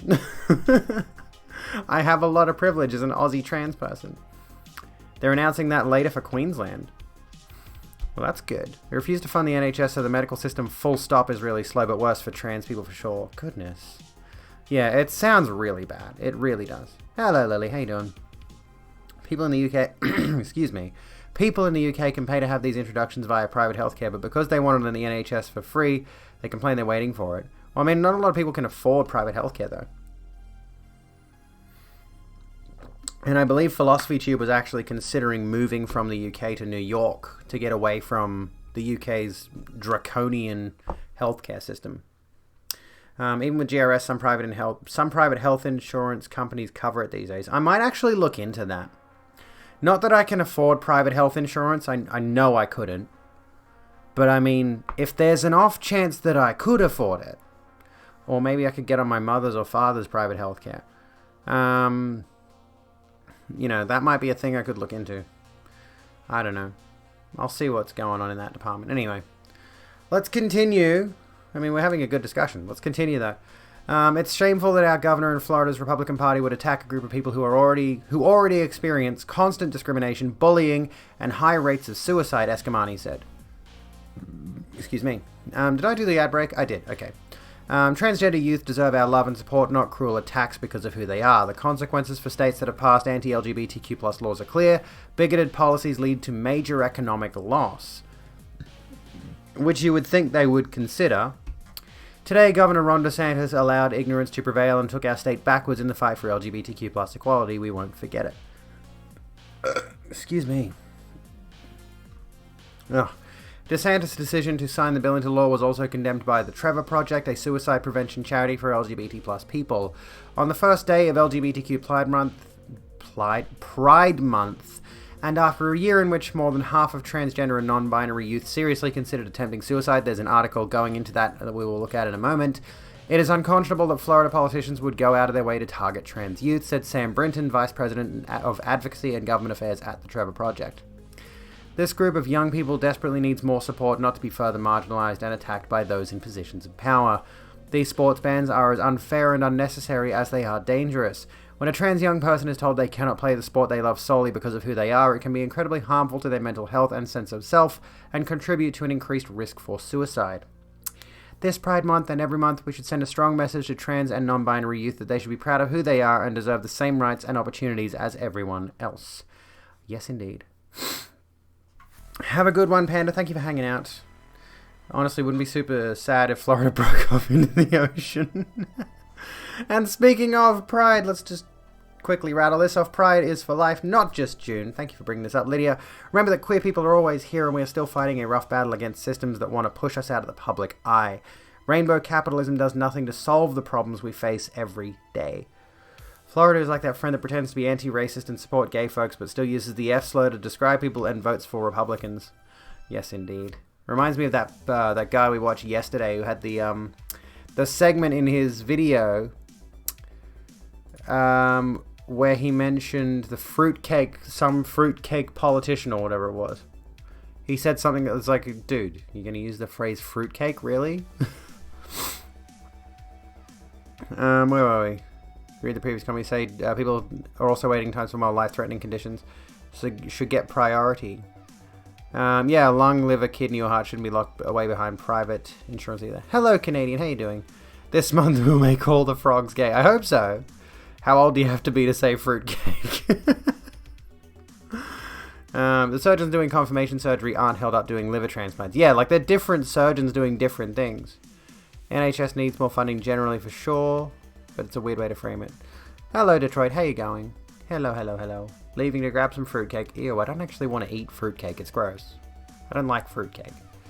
Anyway, I want to see this. How about A Maximum Wage by Jesse Ventura? This is from back in 2015. I think I've seen this video. I'm not sure. Let's have a crack at this one, shall we? Wealth distribution's completely out of line today. In fact, people have talked to me about the minimum wage. And hang on. I think this is a bit low volume. Let me just turn it up a little bit. Volume boost. Fucking stop it. Jesus Christ. I don't know why this does that. I'll try to turn the volume up and it'll just close the thing on me. Anyway, I'm not done with it, but it'll just close it before I'm done. I've shocked people and said, maybe what we ought to have is a maximum wage. If somebody makes $100 million a year, that's not enough. What could you possibly need if you made $100 million every year? And the case in point, the Walton family, right, that owns Walmart. Each member of that family makes billions of dollars a year, and yet their employees have to be government subsidized by we the taxpayers because they don't earn enough to not be subsidized. Something is gravely wrong with that. My position on that is if you work a 40-hour work week, I don't give a damn what the job is. If you work 40 hours a week, you should get paid enough money so that you do not require any government subsidy at all. Now, how you determine that or what that number is, we got to figure it out. But to me, if you work 40 hours a week shining shoes, washing dishes, whatever that might be, you should earn a living to where we, the government and the taxpayers, should not have to be subsidizing you. Very fucking based. Oh my god. Yes, Jesse, the body Ventura. Absolutely based and poggers take. Incredible. So what's this you've sent me, Sabercat? Wild Bill outdoes himself here with a Palestine take. Goodness me, he's back. He's in the same spot. We're just going to end up reacting to Wild Bill for America. We'll come back to this in a bit. Let's continue on the Pride Month stuff for now. But yeah, I just wanted to, yeah. Isn't he a Republican? I think he is. Actually, I think Jesse Ventura is. Jesse the Mind Ventura. But the thing is, this is the issue, is like there are Republicans who have policies that are not necessarily as fascistic as all the stuff that we're seeing mainstream Republicans doing. Some of them actually do have pretty pro-worker takes and things of that nature. Like, I think the issue is that there are so many reactionary Republicans, so many anti-progressive Republicans. So there are some conservatives who have these ideas that are not necessarily bad ideas.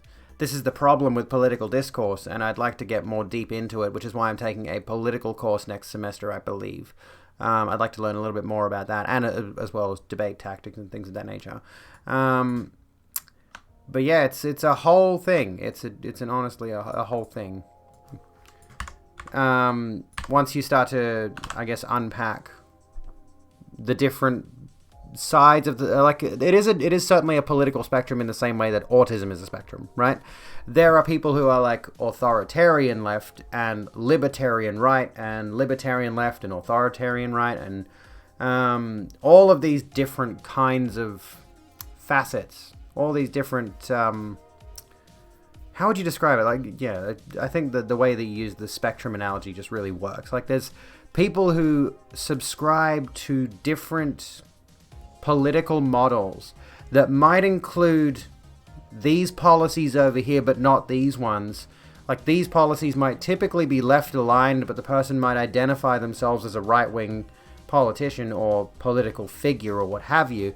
They might identify Republican, but some of their policies might lean in a more leftist manner, but other policies they follow will, like, they might broadly agree with the ideas of the Republican Party, and are thus actively trying to make sure that they might actively be trying to perhaps change the trajectory of the Republican Party so that it's not explicitly left, but it's not, it's not as simple as left or right.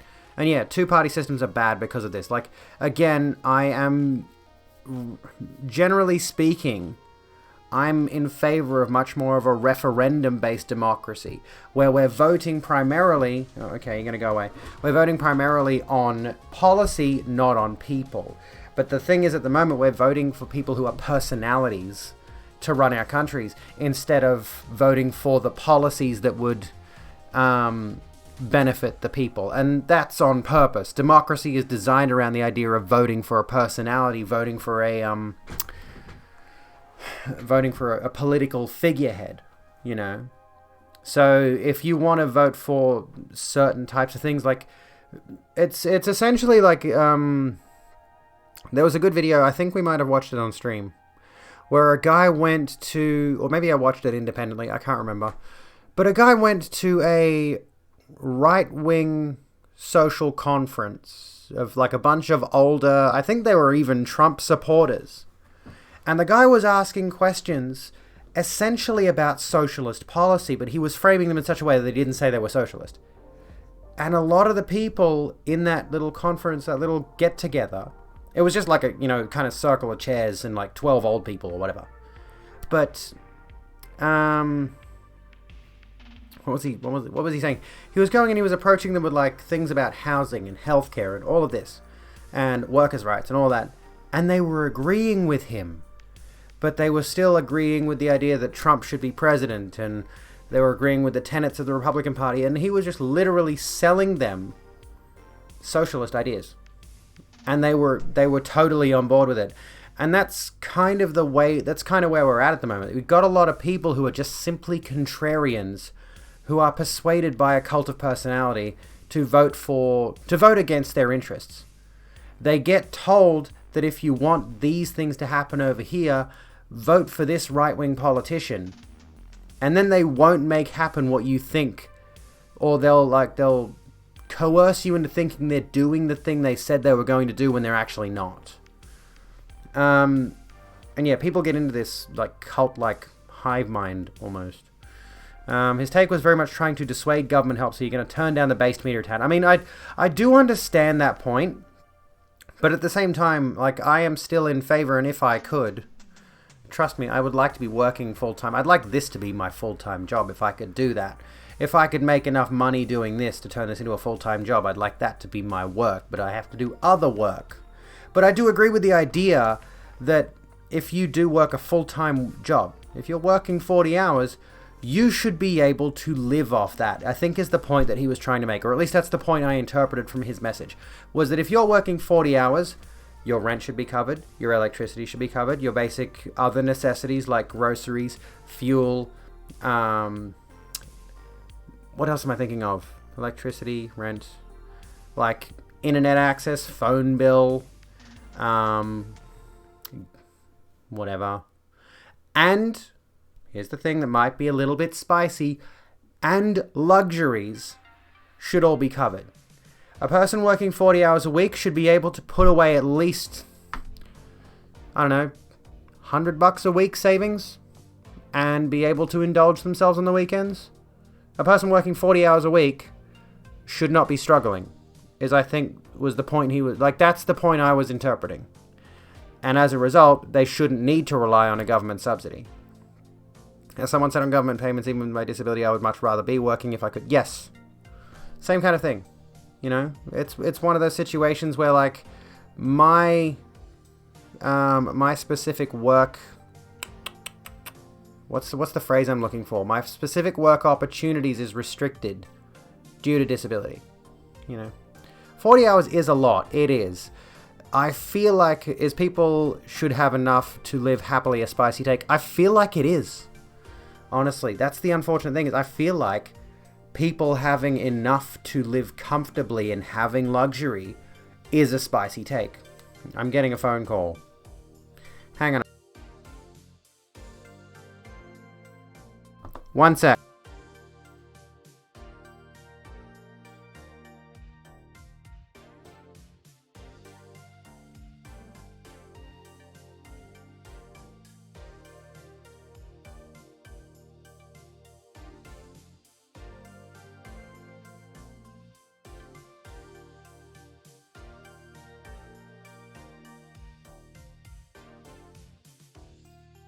Sorry, it was Jacinta. She was calling me and, like, I know she's out drinking, so I was just, like, a little bit worried. It's like, oh shit, has her ride bailed or something?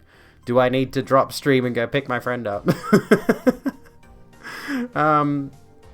But she's fine. She's just gonna call me back later. Should be able to afford things like an Xbox or a PS5. Yes, exactly. Being able to afford luxuries means being able to afford sacrificing luxuries to save up money instead. Exactly. And admittedly, I do splurge a little bit sometimes. But I don't have the money to spend on luxuries. And when I do end up spending the money, I end up in the red. That's kind of the problem where I'm at. What's my favorite TV show? Castlevania at the moment. I'm going to say that. Castlevania on Netflix. Definitely my favorite. Avatar: The Last Airbender is a close second. I'm watching that lately. Hello. Hello, baby. Look at you. Transformers. It's sad that it's a spicy take. People on the right will eviscerate you for thinking people should live well. Yeah, exactly. Like, I personally believe anyone working a full-time job, and there should be things like part-time jobs and casual jobs.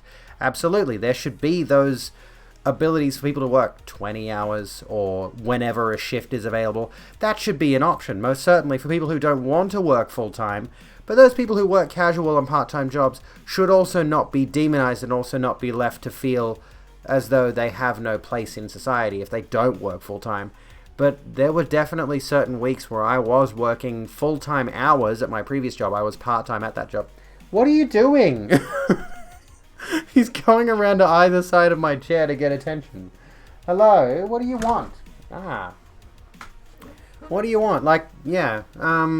People should be able to work full-time and be able to live comfortably. Literally comfortably. Not like bills are paid and then I've got nothing left and I have to spend my remaining $20 on groceries for the week. You know, people should be living on ramen noodles and tomato sauce. People should be able to afford a full spate of groceries for the week from a full-time job and then be able to have enough money left over to save or splurge. Quite literally, yes. That's how I feel. Happiness isn't locked behind a paycheck, though if people are that shallow, they need material assets to be happy, need to work on their insecurities. I don't know, I think it's a little more complex than that, but especially in the society in which we live. Sorry. The society in which we live, it's a regrettable set of circumstances. Like, we don't necessarily need things to be happy. Seal Jono, welcome to the Rogue Room. How you doing? And while you're here, folks, if you are not aware, you collect amethysts every time you sit here and do things. Hypocrite just redeemed 840 amethysts, a channel currency that allows you to do little things that don't do much to the stream. Try buying femme clothing when you started with 0. Yeah, true. And this is kind of the issue, is like, we live in a materialistic society, and thus our self-worth, whether intentional or otherwise, is tied to our materialism. Look at my room. Look at the setup I have here. Look at the fact that I keep buying new clothes and showing them off. Look at the fact that I do my face up in makeup. Yeah, in capitalism, we need some kind of money to live happily. Like, if you want to take a walk in nature, you have to buy a train ticket to get there. Very good point, yeah. You know, invariably, we do live in a very materialistic society, and as much as some of us would like to say, I'm going to go live in the fucking woods and rough it and not be a part of the system, if you think you have the capacity to do that, go ahead and do it. But it's really unrealistic to try to conceive of this idea where people can only live with necessities and not have any luxuries. Because even if the luxuries that you want to partake of are really simplistic and cheap and all that kind of thing, there's still a cost involved. I could not live off the grid. I couldn't live off the grid. You know, a lot of people put a lot of stock in this idea of, yeah, you don't need money to be happy. But what was the analogy I saw? Oh, having a lot of money makes it fucking easier to forget about the misery. You know, I know of plenty of depressed celebrities. We see them all the time, but they can afford therapists, and they can afford vacations, and they can afford fancy new cars. They can, distract themselves. Money gives us the opportunity to not think about the grim reality in which we live. So that's my main thing, is like, we need distractions. It's hard to ignore that fact. If we only had the reality of the world in which we live to exist in. Hello, what are you doing? You're trying to attack me again, and I don't appreciate it. Whenever you hear people say you should live in the woods if you dislike capitalism, you're like, bitch, Ted Kaczynski literally tried that and discovered that it was impossible to detach yourself completely from capitalism. Yeah, exactly. Don't need to be a billionaire, but I'd like to not cry myself to sleep because I might not have enough money for food or HRT. Yeah, exactly. Especially, as a trans person, having to afford medication, which a lot of people see as optional. A lot of people will see transition as a luxury. Was homeless for a while way back. It's hard. Yeah.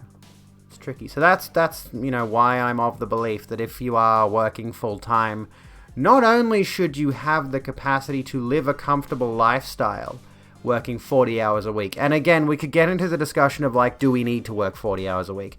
Somebody made a very good point recently that we should work 32 hours a week roughly over 4 days. We should have a 4-day work week that's 8 hours a day.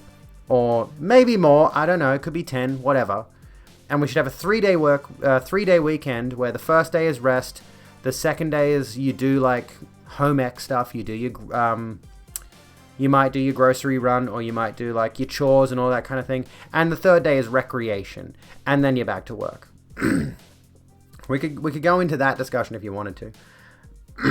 Excuse me. Sorry. What are our thoughts on that, for example? Like, you could definitely condense a 40-hour work week into 4 days. But I think the better alternative would be a 32-hour work week into 4 days, 8 hours a day. And then, of course, that opens up the opportunity for more jobs in general. You're doing some cooking. We're doing based chat at the moment about jobs and luxuries and recreation and stuff. Speaking of someone who's homeless, money can absolutely buy happiness. A grand or two would give me a roof over my head for the first time in almost a month, which would make you very happy. Yeah, exactly. The Rogue Room appreciates your recommendation. Super sweet boy, thank you so kindly for the host. Also, I've got my dashboard up, and the moment you hosted, we jumped up from 40 viewers to 64. I don't know what happened. Did you host with that many viewers, or? Maybe we shouldn't work and we should all transcend mortal flesh. Well, I'm going to eat 3/3 of an umbilical cord so I can transcend and meet the moon presence. I really like Bloodborne. Anyway, most certainly didn't host with that many viewers. It was just really coincidental. I'm like, hang on a second, that jumped up really quick. France switched to 35 hours around 20 years ago. Many companies switched to 4 days and a half schedule. That's pretty good. See, I like that idea. And like there are different types of work systems throughout the world that you could look at that might be a better example than the 40-hour work week. And money doesn't buy happiness, spoken by someone who's never needed money. Yeah, it's always someone who's wealthy that says it. It's always somebody that's got their conveniences taken care of, that's got their essentials taken care of, and they have the money to indulge. It's always those kinds of people. Money doesn't buy happiness. It's not just the people nowadays couldn't live without modern conveniences. Even in hunter-gatherer days, you would die without your tribe. You can't just exit society and live by your... Yeah, exactly. Yeah, precisely. The phrase, it takes a village to raise a child, it really applies right now. Like, think about, on the subject of full-time work,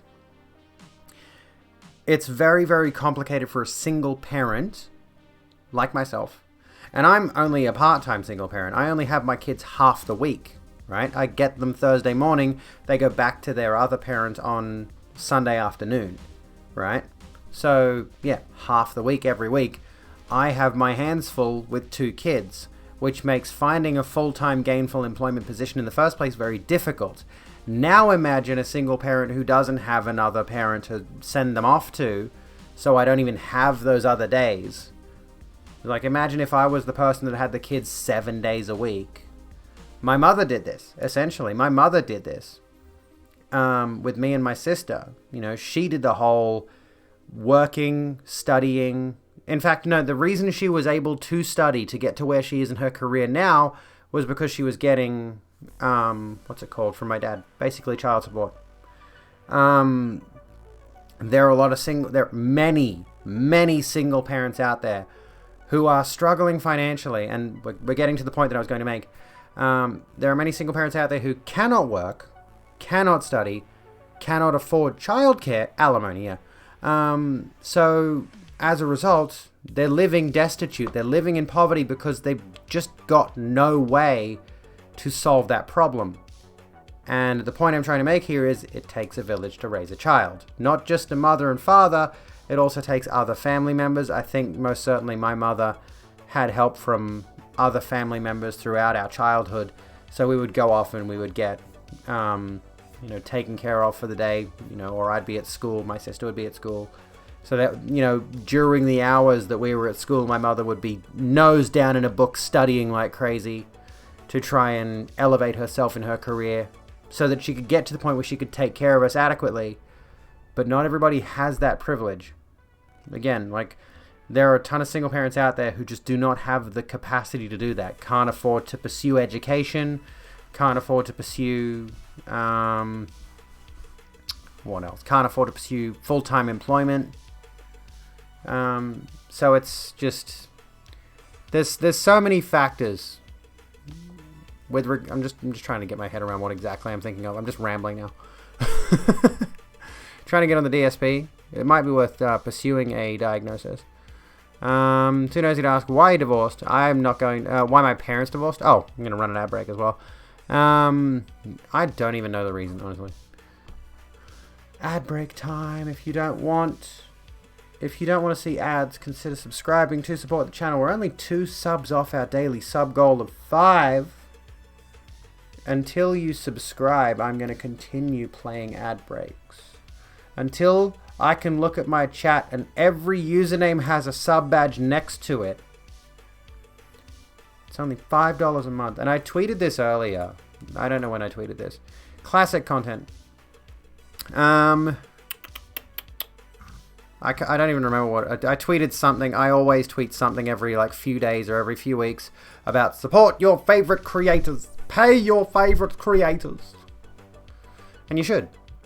However, I still advocate, the unfortunate situation here is I would much prefer you use my Patreon because it's a lot cheaper than subbing on Twitch. But subbing on Twitch skips ads and gives you emotes and a cute little badge next to your name. So it's up to you. As far as I know, did the bot just post that again automatically? There's the hydration for the record. If you would like to support the Rogue Room, it's $3 USD, which I think converts to $4.50 AUD.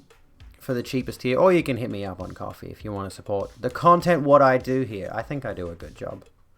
I'll leave that to your discretion. If you think I do a good job, consider supporting the content. Because, you know, I would like to turn this into a professional thing where I can safely state, for the record, to friends and family, when they ask what I do for a living, I'd like to say I'm an online entertainer on Twitch. And it's my fucking job, cunt. I'd like to say that in conversation to someone who's being uppity about their job. So what do you do for a living? I talk into a microphone on the internet. I'd like to just glare at someone who's like, oh, that's not a real job, and then like show them a paycheck of $4,000. Sorry, I'm being petty. I'd like that sensation one day. Will I get there? Who knows? Who knows? Honestly. I'm being facetious. Anyway, have a psychologist, psychiatrist, counselor, and GP working in your favor. Well, that's good. Petty is fine. I just like, I've had so many experiences with people who put so much value on the fact that they're just so rough and tough, hard-working. I distinctly remember a specific scenario when I was a lot younger, like 17 or 18, maybe 20. I was a lot younger. And very world inexperienced, you know. Well, I mean, I do have my RSA, so I am considering looking into bar work, Lydia. So that might be a thing I may end up doing, which I'd prefer to do bar work during the day at like a club or something where they're always open for serving liquor or work at a bottle shop or whatever. But anyway, neither here nor there. Yeah, I distinctly remember a scenario where my mother took me along to a friend's place, and we sat down, her and her friend, who have the same first name, which would be a really awkward situation in my opinion, but I don't know, I've never had that experience. We're sitting down, we're chatting, and the friend looks at me and says something to the effect of, so are you working these days, or are you still doing nothing? Like, just really aggressively, so you're still a useless, lazy piece of fucking shit? Like that kind of attitude? Like, you can tell I'm still bitter about it. Why is chat not working for me? I can't type. Anyway.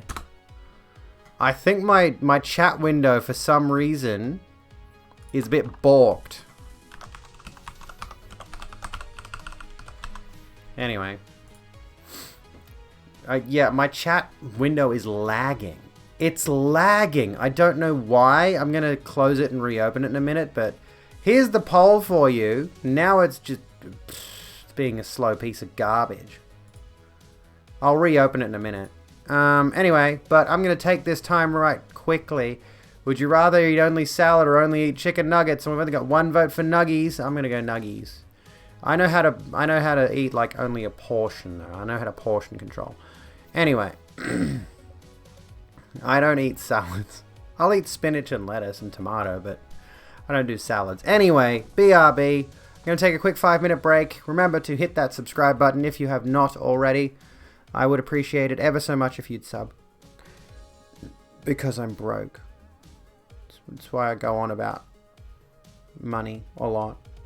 Anyway. $5 a month!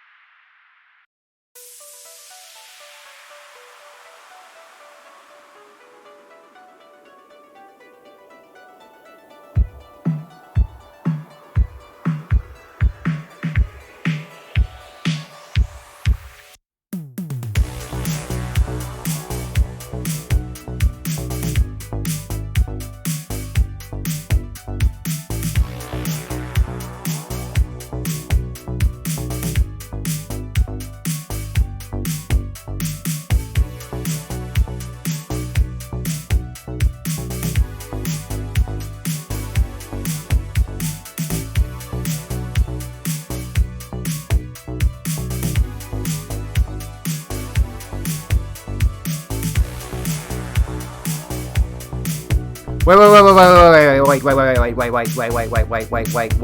Everybody shut the fuck up for a second. Is that a fucking Infamous reference? In my chat? I fucking hope so. I fucking hope so. If there is a series that Sony needs to bring the fuck back, it is Infamous! And Cole McGrath. And Abigail Fetch Walker. I could care less about Delson. Honestly, he was very, very just bland. Marlon Blando. Cole McGrath was awesome. Although he did have that problem that era of video games had, where all of the protagonists were like a bald white guy. A bald, angry white guy. Like, there were so many games in that period that had that exact same character archetype. Okay, so I want to tell you a story on the subject, actually, about Mercury. Very, very relevant to talk about that particular kind of protagonist because it's obviously rooted in a bunch of hyper-masculine stereotypes, generally speaking. You know, macho, ooh-rah man, I have big, gruff, angry man voice. Yeah, exactly.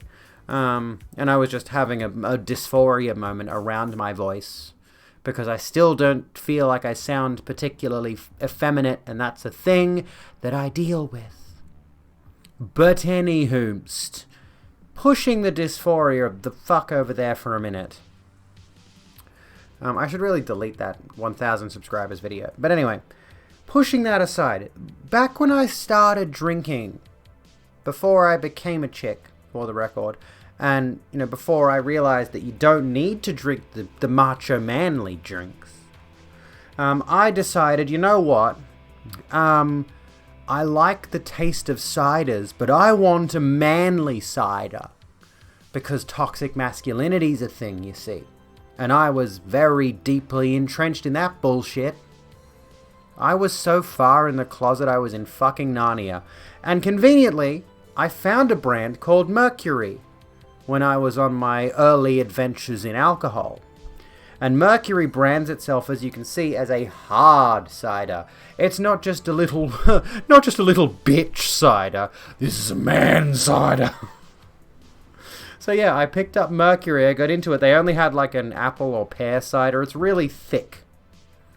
And it wasn't bad, but it was like the only thing I drank alone. So like, I don't know why I was so concerned with the fact that I was drinking Mercury. I don't know why I was so concerned with my alcohol choice, considering at the time I was drinking entirely alone. Welcome Joe to Cuddles, the thank you for compound. subscribing to my YouTube channel. I still don't know why these alerts are popping up. Whatever. Streamlabs, please explain. Please explain. Anyway, that aside, I got so heavily entrenched in this toxic masculine idea of let's drink the hard cider. Clearly, that's a man drink. I tolerated it. I haven't tried the crushed passion fruit one though, so I'm going to give this a whirl.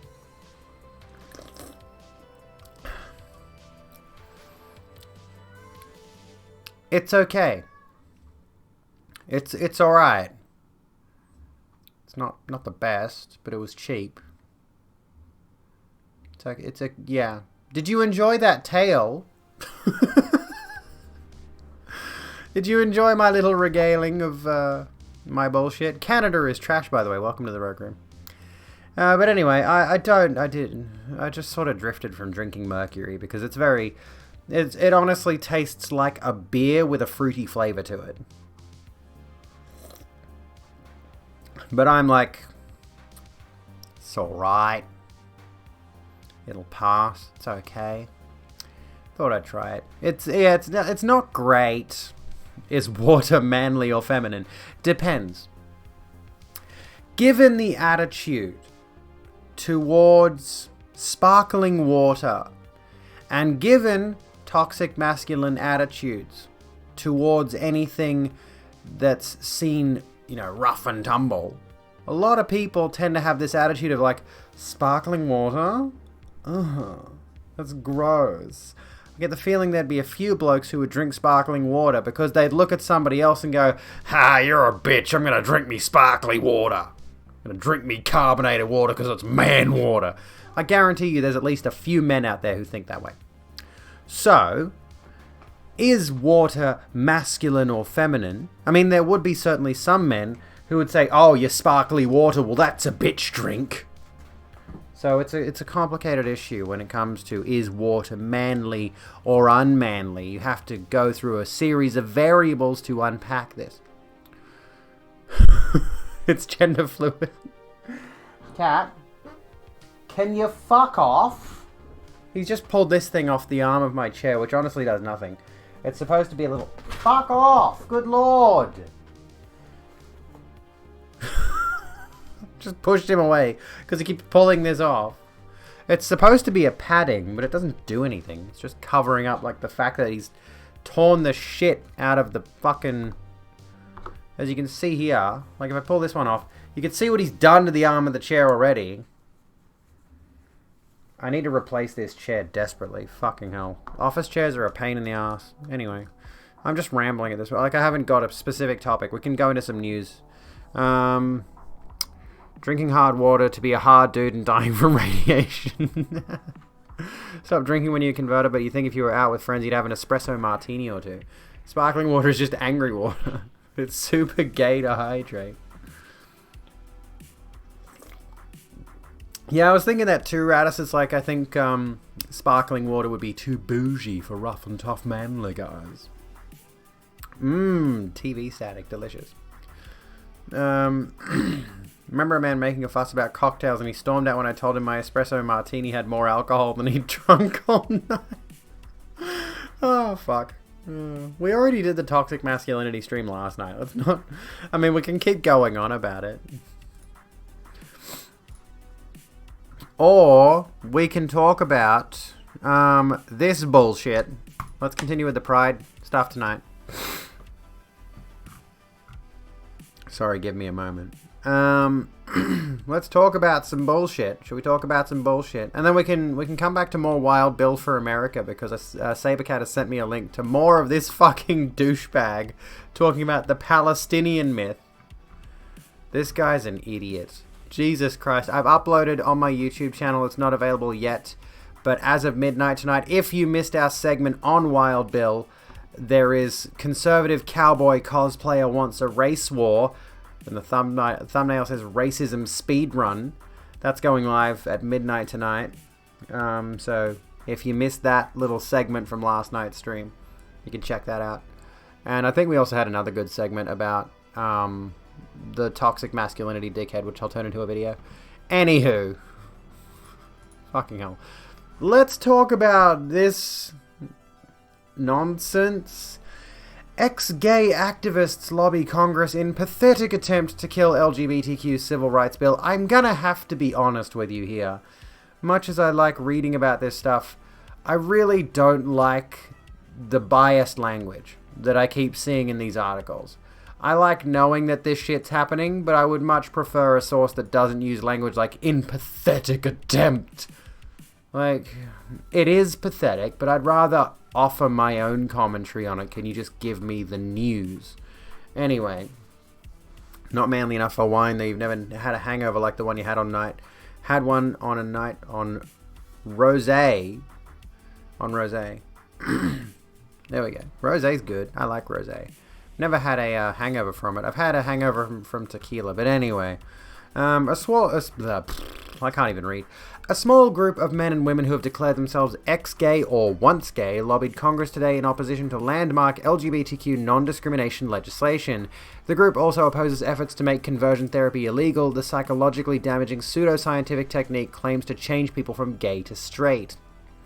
Ex-gay is like saying ex-human. You don't stop being what you are, exactly. The formers, who are associated with the organizations Church United and Organization Changed, say that they're the real oppressed minority. I'm getting a hangover reading this. Say that they're the real oppressed minority here. But instead of advancing their interests, they argued against LGBTQ plus peoples, or LGBTQ peoples. Change has come to DC to appeal to Congress to focus on human dignity, not identity politics, Elizabeth Woning, the group's co-founder, said in an emailed press release. We are Christians with LGBTQ in our past. Many, like us, have changed. We left LGBTQ because we wanted to. Article 18 of the Universal Declaration of Human Rights affirms that we have the right to live out what we believe. Fair treatment in America shouldn't rest with one's social identity like LGBTQ or even religious beliefs, but with respect for the dignity of every person. Okay. I didn't want to live life as a gay man, Ken Williams, the other co-founder, said. I was tormented by suicidal thoughts and was unfulfilled. Gee, I wonder why that might be. The talk therapy I received when I was a minor saved my life. I wanted a different way forward, and my sexual desires eventually changed. I have been married to my wife for 15 years. We have 4 children together. Hey, Ketchups, how you going? What's going on? Welcome to the program. In 2019, 2 significant ex-gay leaders came out of the closet. The first is David Matheson, a Latter-day Saints therapist who helped write the instruction handbook for the ex-gay program, Journey into Manhood. Yeah, it's really depressing. The second, McCrae Game, led a well-known conversion ministry in South Carolina for 2 decades. Additionally, a third conversion counselor, Norman Goldwasser, was caught using the screen name Hot and Hairy 72 on Manhunt and Gay Bear Nation. These people are just so predictable. The group lobbied Congress in 2019 as well. So I want to come back to this point here. Fair treatment in America shouldn't rest with one's social identity like LGBTQ or even religious beliefs, but with respect for the dignity of every person. So these people are lobbying to kill an LGBTQ civil rights bill, which, would give rights to LGBTQ people, would protect them from discrimination. And these people are saying, but with respect for the dignity of every person, would that not mean that you should not be rallying against these kinds of things? I'm trying to revoke gay rights. Now show me your pussy. Not surprised. Neither am I. Nor am I surprised. Bi people exist. Exactly. Bi people do exist. Bi people are fucking valid. People should really... there's legitimately a movement towards bi erasure, and it's fucking upsetting to see. It's really ridiculous. Anywho, that aside. Yeah, this kind of shit, this especially this part. Respect for the dignity of every person just really stands out to me. Because you're not respecting the dignity of every person. You're suggesting that people should go through conversion therapy, and these people are suggesting that their way of life of converting people away from being queer, away from being gay, away from being trans, bi, lesbian, gender fluid, anything, non-binary, they're suggesting that they should be allowed to literally torture and torment people until they feel so... what's a good way to phrase it? Until they have such an internalized abuse that they would have a scared reaction to feeling same-sex attraction or feeling that they are trans. They would have, like if you were to say, raise your hand to pat a dog and the dog winces. They want to be able to give people that reaction to their internal feelings about themselves. That's what conversion therapy does. It internalizes abuse and torture to the point that, they repress. That's what it is. Bisexual twerking. I think the whole idea that men are either gay or straight and cannot be bi encourages that whole ex-gay bullshit. Oh, it certainly does. This is the amusing thing. Not amusing, but it's an interesting thought regarding bisexuality.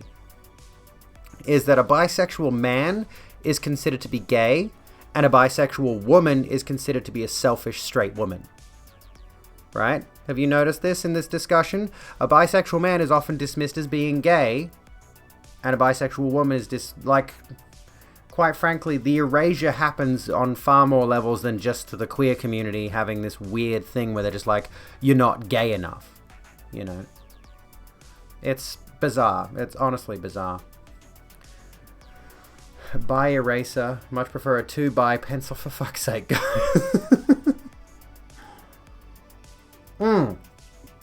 So everyone is expected to be into men.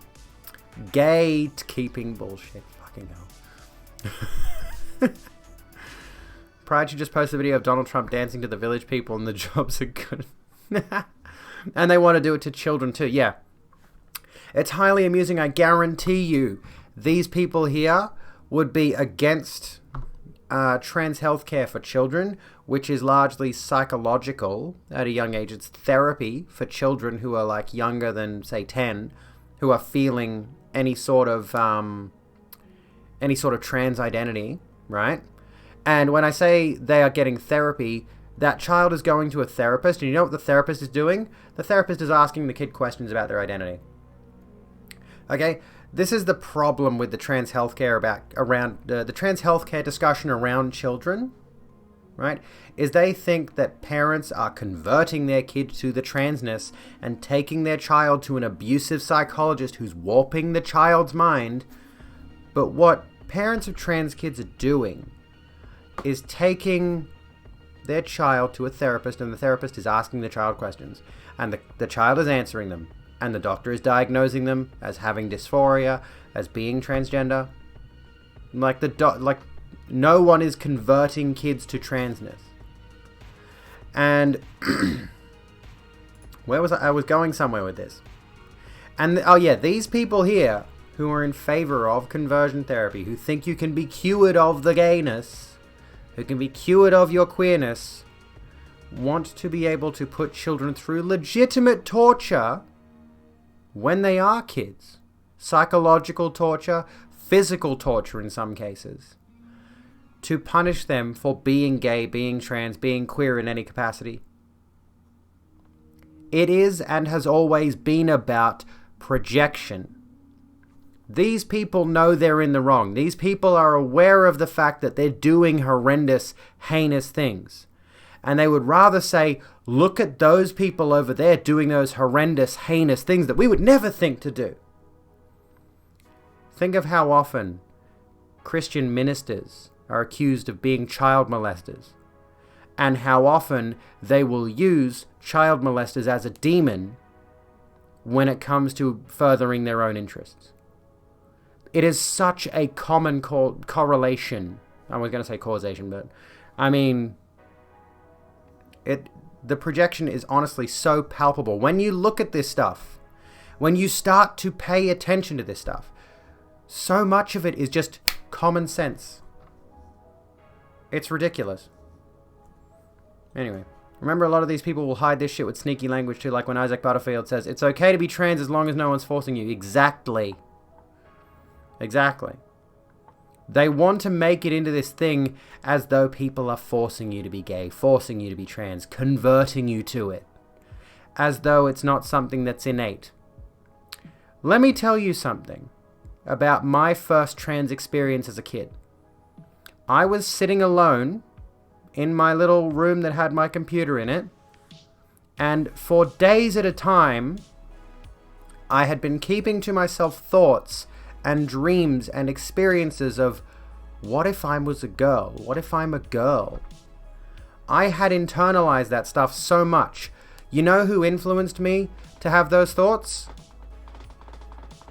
I'll give you one guess. Who gave me the idea to think those thoughts? At age like 14, 15? Me. I had no experience with trans people at that point. I had not seen any media with trans people at that point. I had not spoken to anyone about transness at that point. I had the initiative to go online and Google, how can I change from boy to girl? Something along those, like really like basic early teenager kind of online speak. And I found answers. I found a lot of answers that detailed going on hormones, having surgeries, and I honestly scared myself away from it. But yeah, like I had the idea in my head as a teenager, and I realized this is not just a group of friends sitting around saying, what if you woke up and you had a pussy? What if you woke up and you were a girl? This was me by myself, just thinking, I had a dream last night where I was a woman. I had a dream last night where I was a girl, and it was the best I've ever felt in my life. And then I had to wake up in my shitty fucking boy body. I discovered that entirely by myself. I scared myself away from it for a long time because after a bit of research, I realized this is not really accepted. After I watched movies like Silence of the Lambs and I saw depictions of trans people in sitcoms. Because again, that was like the late 90s, early 2000s kind of period where that kind of representation was, let's mock and deride the people who are transgender. Mr. Garrison in South Park, for example. I saw this representation of people that I thought would have been like me being mocked and derided for being a clown, essentially. It's like, look at this fucking gross freak man in a dress. Like, that's how I immediately perceived it. And I was like, okay, I can't do this. Still haven't watched SIL. What's SIL? I feel like I know that initialism, but I don't know what it is.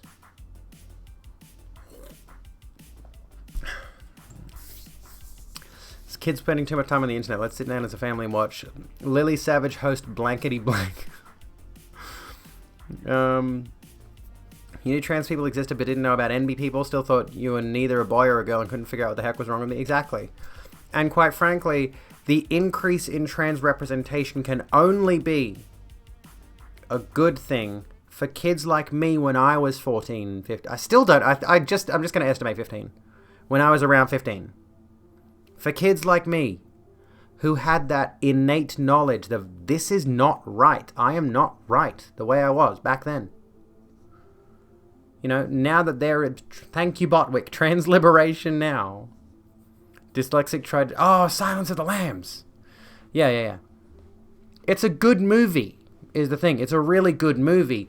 And the important takeaway... little bit of a spoiler. Tiny spoiler.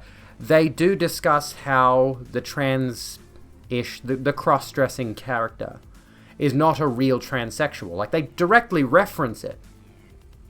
And they say, he's not a real transsexual. Like, they outline that real transsexuals are normal people living normal lives. Like, they actually touch on that in the movie. So it's not as though Silence of the Lambs is really necessarily a problematic movie. However... a lot of people, despite that line of dialogue, still associate the character of Buffalo Bill with trans people. That stereotype still applies. It's well worth watching Lindsay Ellis's video on trans representation in media over the years. It's an incredible video. Outlines all of this stuff expertly. Yes, thank you, Botwick, for being relevant. I swear to goodness, I feel as though that bot is listening. Is Lindsay Ellis queer? She's an ally, I think. I don't think she might be bi. I don't know. But as far as I know, she's married. I think I remember hearing that in a video. But I don't think she's bi. Okay, there we go.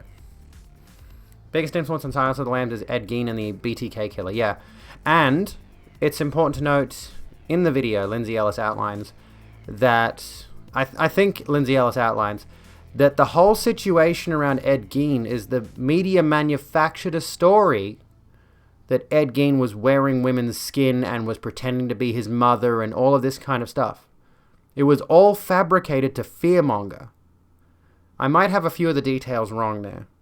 But generally speaking, the media made up a story. Like the whole idea of the whole idea of like the trans person wearing a woman's skin and being this creepy monster who's trying to invade women's spaces and all that. It's always been fabricated. It's never been an actual thing. If we cycle back around to that discussion of all of the anti-trans legislation, for example, and we look at... no, Ed Gein wasn't trans, is the point I'm making. Ed Gein only ever killed 2 people. He was a grave robber. No, he wasn't trans. He did make fashion items out of human skin, but the media made up a story that Ed Gein was, this kind of cross-dressing, skin-wearing freak, which put the idea into people's heads of like, if a man wears a dress, he's Ed Gein, sort of thing. We don't wear other people's skin. I mean, I wear other animals' skin. I have a leather jacket. But not human skin. It's unwieldy to work with. You know. I've only done a little bit of necromancy in my time. So yeah, that whole story, which has led to fear-mongering that has continued into the present day. Yeah, like, again, if we bring up the thing about the trans women in bathrooms thing, which is where this is rooted. Hello, Dragon Metal. How you doing? The idea, of course, is that, you know, a trans woman could enter into a women, like a cis, like just a women's bathroom. Just a women's bathroom. The idea that a trans woman could enter into women's bathrooms and assault women stems from that fictionalized story. I want to ask the question: have you ever seen a gender critical type, or, you know, a TERF, whatever you want to call them, actually reference an incident of that happening? They love to go on about how they want to protect women's private spaces from predatory men, and yet they don't seem to have any citations. I've noticed. Routinely, I've never seen a single citation. I have been trawling through TERF discourse for so long now. Not a single citation of an incident that would verify their claims in the first place. Curious how that works. What does reactionary mean? Okay. A reactionary is somebody who is essentially anti-progress. Essentially, they will look at a political viewpoint that seeks to move society forward in a positive way. And they will respond to it with a contrarian viewpoint. They don't necessarily have any political leaning towards or against the progressive viewpoint. They just want to look at it as something that that society shouldn't do. You know, gay rights, for example. If you have someone who is staunchly anti-gay rights, they're a reactionary. There's no reason to be against gay people getting married. There's no real reason to be against trans athletes. There's no real reason to be against trans healthcare. Anyone who is against those particular things is a reactionary. They're just against progress for the sake of being against progress. And typically we use the word reactionary to refer to people who are like Steven Crowder and Ben Shapiro, like reactionary commentators. Someone who reacts against social change, yes, societal change. Don't forget, sexual assault is still illegal, so even if trans women couldn't use female bathrooms, what the fuck would stop sexual predators from just ignoring the damn law? Precisely. It reminds me of that Posey Parker video, where she specifically went out of her way to say that men who carry should go to women's bathrooms. She was saying that, you know, cis men who carry firearms, she used the wording very carefully. She's like, men, maybe you carry, maybe you don't. I think you should start using female restrooms.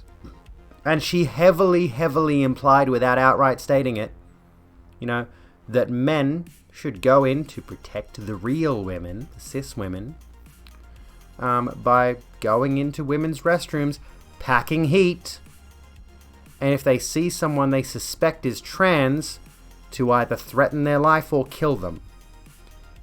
This is the level we're at. Happy Pride Month, everyone. Contrarian media is brain garbage. I'm going to run an ad break really quickly because I keep forgetting to do it. Sorry, I need to set an alarm for myself. It is messed up. You know what I might do? If I can get this to work, because I've got a button on my Stream Deck that runs an ad break, right?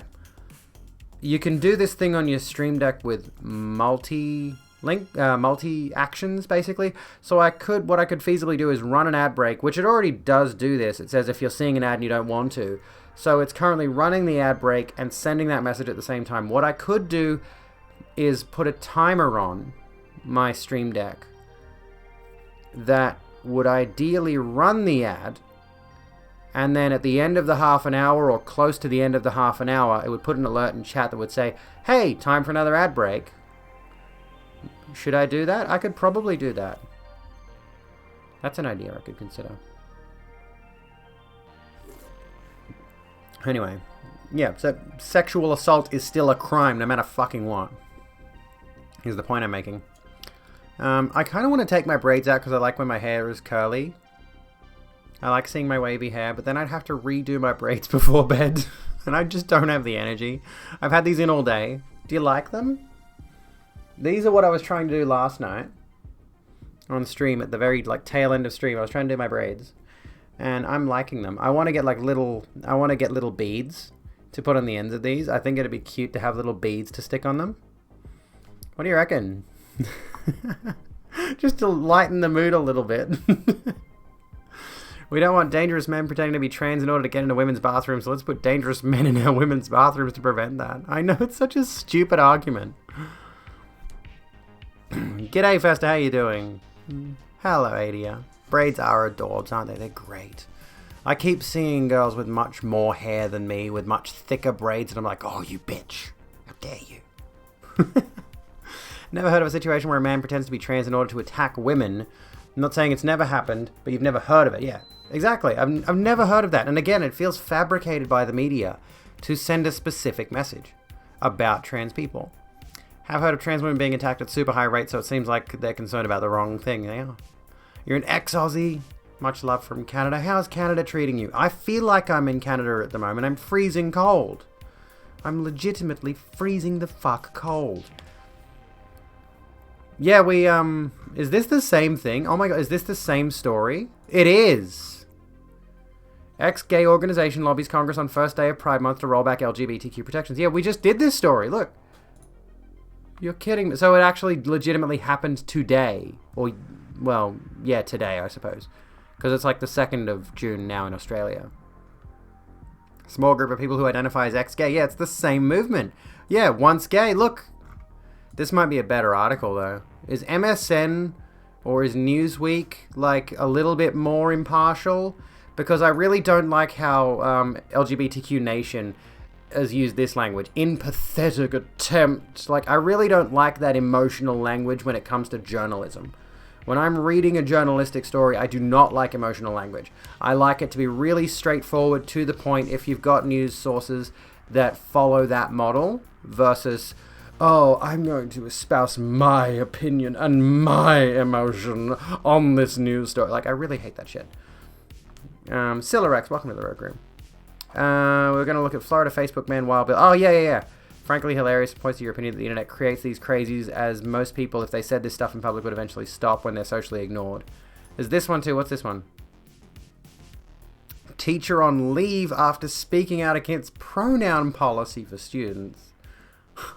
If something is pathetic, the reader will feel that for themselves. Yeah, I do not like this kind of narrative that is pushed to the reader. I really don't like that. I would rather just have the facts presented to me as to the point as they can be.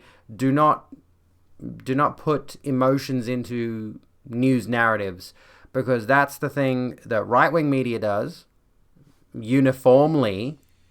And I hate when I see left-wing media doing it as well, because I feel like I've always had this viewpoint that leftist ideology tends to be framed towards, this is the reality of the situation, let's present the facts as they are and as they should be. And then when I see leftist sources, like, I get it, we're angry at people like that, we are upset, but I feel like it weakens the message that we send if we lean too heavily into emotional discourse. And which is hilariously amusing whenever you see someone on the right complaining about lefties being too emotional and they get triggered over pronouns. Anyway, but yes, I say news neutrality. The news should be toneless. Anyway, really do feel like we are taking 3 steps forward and 5 steps back because of this too. We've gained things that it's a win for us. Excuse me. But then more things are taken with us and targets us harder. What's even worse is that the cycle continues to repeat. Yeah, exactly. As a wannabe journo, you feel this how, well, yeah, like if I've been told to get into journalism, but I'm already doing a degree in social science, so who knows.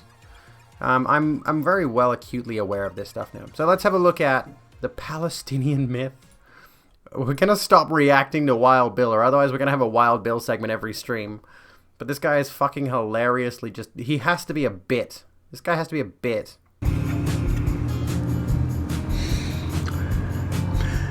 Again, with...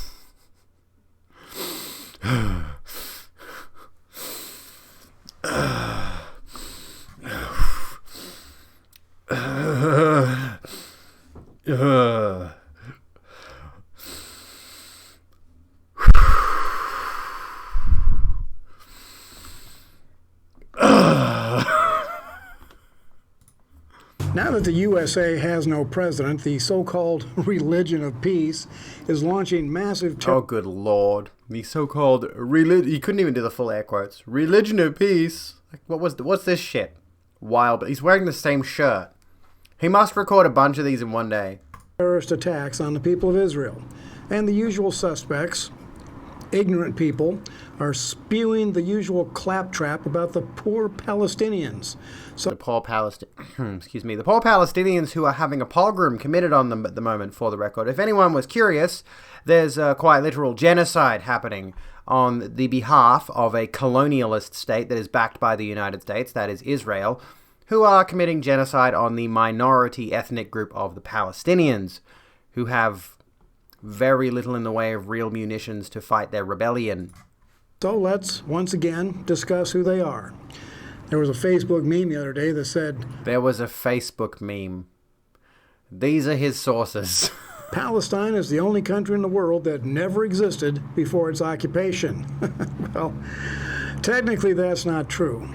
The Romans used that term 2,000 years ago as a derogatory insult to the Jews living in that region. So the original Palestinians were the Jews under Roman occupation. Now, the people that we hear about in the news today as Palestinians were formerly known as Syrians, Jordanians, and Lebanese who were living and working in Israel. Shortly after Israel became a nation, Arab armies launched a massive attack on tiny Israel. Hasn't all of this stuff been thoroughly debunked time and again? Why do they bring up the same tired old arguments that make no sense? Yes, he did just imply Palestinians are not people. Yes, he did. Palestinians. The 12-year-old girl threw a rock at me, therefore I allowed to boom her with a 1,000-pound bomb. An ADF soldier probably, yeah. Does he think that, like, Hamas is hiding behind 9-year-olds? Does he think that if the IDF is going down mowing down children, they're going to find Hamas hiding behind a rock behind those children or something? That seems to be the case. Some More News has a good segment on this, but it's like 26 minutes. To wipe out the Jews. And to the utter amazement of the entire world, Israel... And this is the important point, this is the pertinent point to make about this kind of thing. He keeps referencing them, he keeps referring to them as Jews rather than Israelis, which immediately evokes, immediately makes you think of the Holocaust, immediately makes you think of the atrocities committed against Jews in World War II. That's the association that's being made there. They are Jews, but they are Israeli Jews.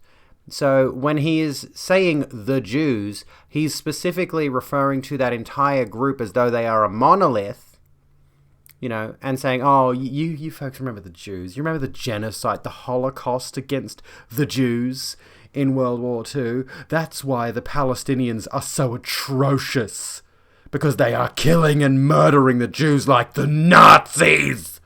Like, that's the argument they're making. With a little help from God Almighty, stomped the living doggy-doo out of the Arabs, sending them fleeing. Good Lord, this guy is honestly feels like a satirical character. Are we sure he's real? Are we sure we're not being taken for a ride here? Is this a bit? Back across the border like whipped puppy dogs. And the Arabs have been afraid of Israel ever since. So they came up with a new scheme. I've never read Revelations, though I do want to read biblical texts at some point, for the sake of having a bit more context behind my arguments. There's a lot to unpack here. To use the thousands of poor Arabs living in Israel as a political weapon to undermine Israel in the eyes of the world. The Syrians, Jordanians, and Lebanese living in Israel were renamed. The Syrians, Jordanians, and Lebanese, just the Palestinians. Palestinians. Again in air quotes. And told to complain loudly to the entire world that Israel had stolen their land.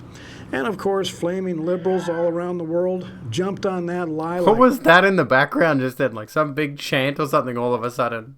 Is there a yoga class or a karate class over there? And all the practitioners like, Kiai! Palestinians. No, this is a different guy. This is not Jesse Ventura. Like chickens on a June bug. And poof, the Palestinians were a newly invented people. Flaming right liberals, yeah, and more gay slurs. Middle of Israel. To be a political thorn in Israel's side by constantly racism complaining that ASMR is Israel back. is I'm about done with illegally this bloke. occupying their land.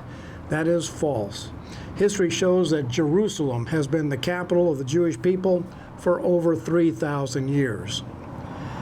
And to make things worse, the recent... Hi, I'm going to bring up a biased source to confirm my viewpoints and not going to look at any other stuff. It is Florida. It is Florida. Here we go. Says a non-Jew, yeah. Funny how Jews like the Orthodox, Natai Carter, ex-IDF soldiers, etc. have already debunked that inbred hillbillies inane arguments 1,000 times over. Indeed. Invented Palestinians serve as hosts. Syrians, Lebanese, etc. He forgets that those places are also new countries. New post-World War II, yeah. This whole current conflict between the IDF and the Palestinians, the IDF and Hamas specifically, is rooted in like post-World War II kind of stuff. It's not archaic, this conflict. But there's a video by somebody else who explains it better than me. I forget. Did we watch... I think we might have watched video by Watsy. I've forgotten. What's the Crash Course? We watched the Crash Course video on it. Hamas and other terrorist groups to regularly launch murderous attacks on Israeli citizens. Now, most of the so-called Palestinians are simply Arab people who live and work in Israel, and they enjoy the freedom and liberties that Israel guarantees to all their citizens. Has he been paying attention to the fact that Israeli people have been kicking Palestinians out of their homes, literally evicting them from their homes and claiming them? Video from CC, yeah. What's the name of the org of ex-IDF soldiers that educate about what's going on in Palestine? Breaking the Silence. I have to look into that. And the reason Israel is constantly in the news is because it is the focal point of a great spiritual battle that has been going on since... Oh my god, my eyes are gonna roll out of my fucking skull. The Garden of Eden. God and his holy angels against Satan, the devil, and his army of fallen angels. And as the final days of planet Earth approach, Israel will be the stage of the climactic battle that will result in the near total destruction of Earth and the second coming of Christ, who will defeat the forces of evil, restore the earth, and establish his rule. Until then, the Israel-Palestinian nonsense will continue with the men and women of God. I should have bought a 6-pack of these. I should have bought I should have bought a fucking case, honestly, and I could have got through the whole thing in the next 15 minutes listening to this wanker. This is a pretty cool lore. What's the universe? Standing with Israel, and the men and women of Satan standing with the Palestinians. And yes, it's just that simple. It's just that simple, okay? Your mythology doesn't really apply to real-world conflicts. You fucking moron. I have a problem. Wild Bill for America, thank you. Shut the fuck up, wild dipshit from America. I have a personal problem. I do. I'm going to confront this live on stream. I do have a personal problem with a certain slur that I have actively worked out of my vocabulary. Because I know how harmful it is. I know how demeaning it is. I know how detestable it is to call people this thing. But there are certain people where that word just slips back into my head and I'm like, don't say it. Abigail, I'm fucking warning you. Yes, it's the R word.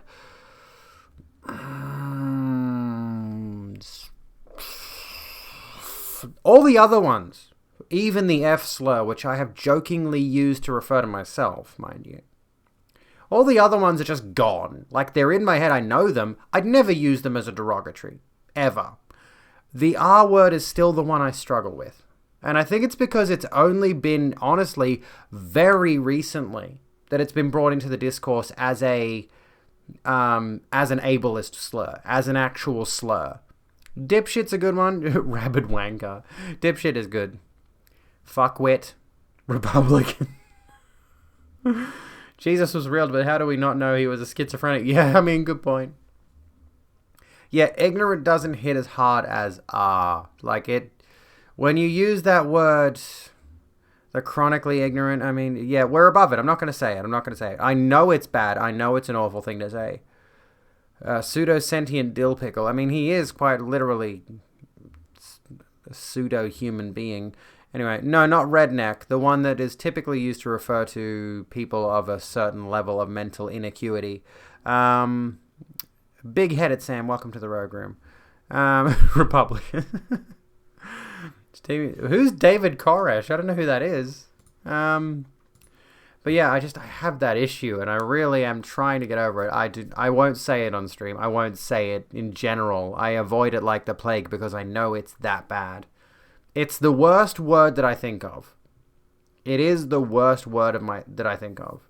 Moron's okay. Idiot, imbecile. The problem with those is that they are so milquetoast at this point that if you say them, you're just kind of like, whatever. I could call anyone an idiot, you know, a moron.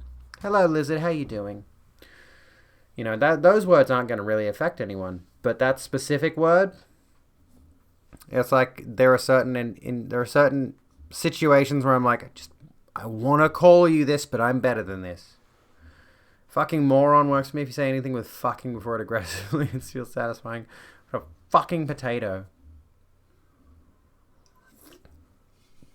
Silly duffer. Yeah, all those words are ableist as well, true.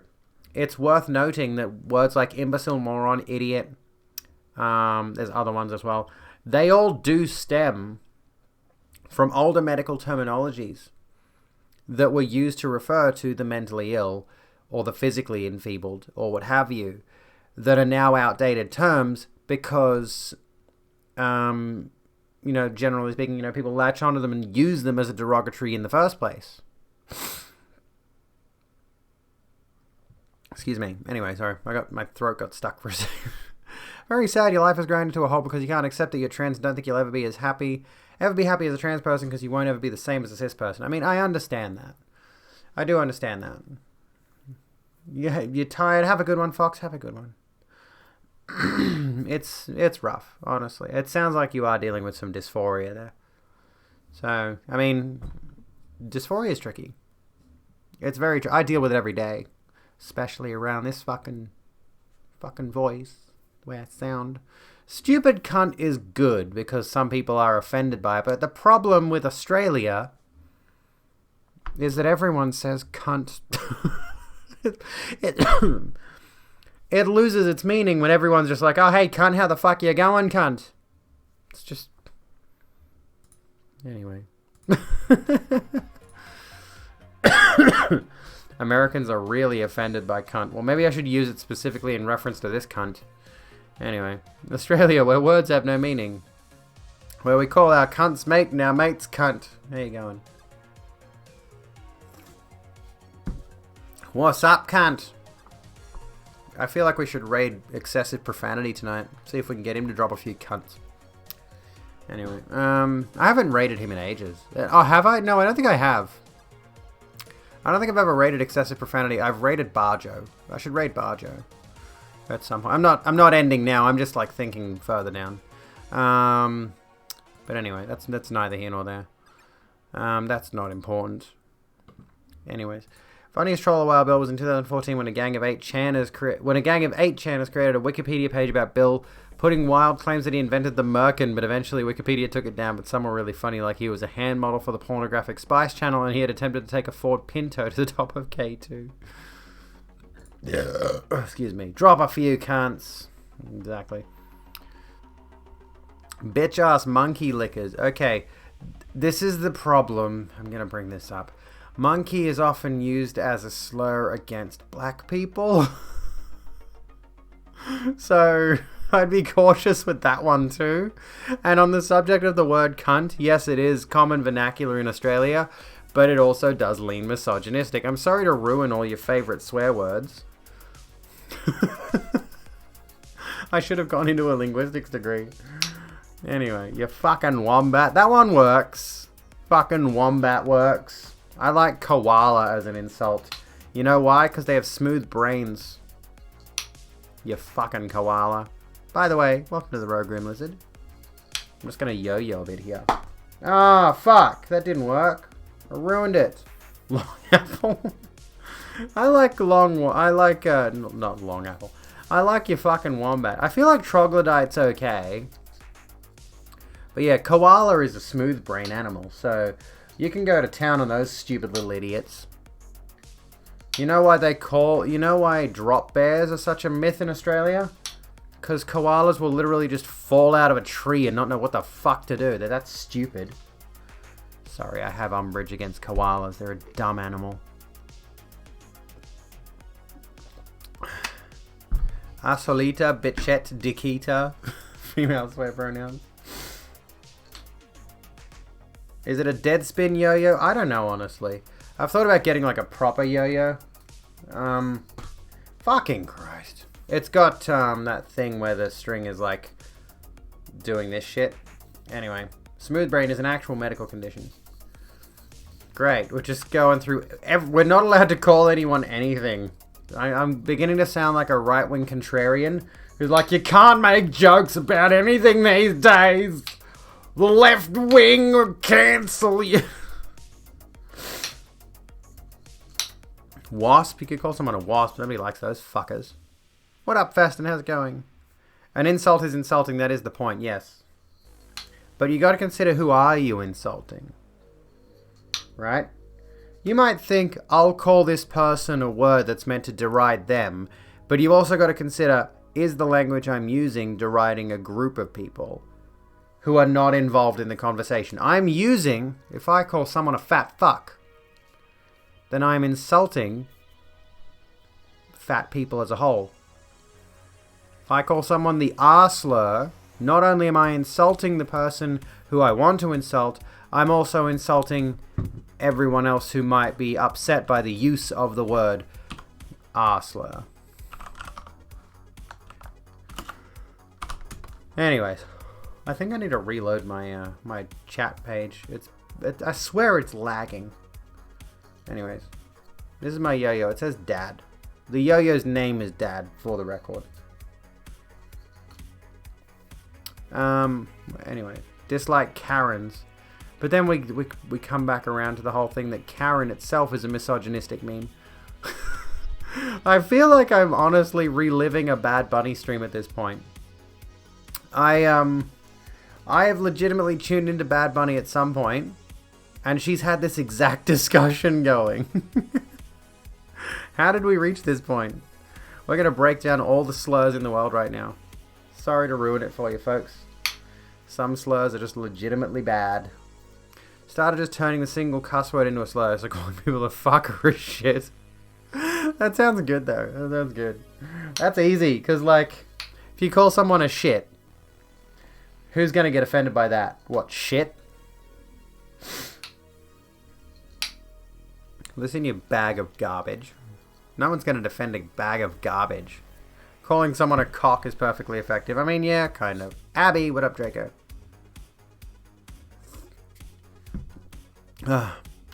Twat weasel.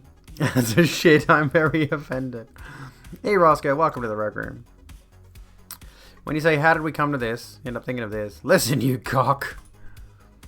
How did this happen? What's this one? Hang on. Let's have a look. It's not loading. Oh, it's 1 second. Okay. How did this happen? Oh, we got a Vosh video here now. I keep seeing that one referenced. The PragerU for kids. I do want to watch that video, honestly. Vosh. I'm not going to watch Vosh. We already watched a Vosh video recently.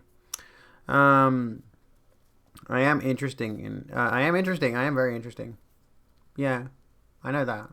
I am interested in watching that PragerU for Kids video. It looks astoundingly fucking atrocious. Literally a cartoon geared towards children about political ideologies from the right wing. That looks like it was animated in whatever software people were using to make animations on... what's that website back in the day? I've forgotten what it's called. You know, the one I'm thinking of, where they had all the animations before people moved to YouTube, and then YouTube sabotaged the fuck out of animators, so now animators have got, like, nowhere to go. Newgrounds, that's the one. That is the one.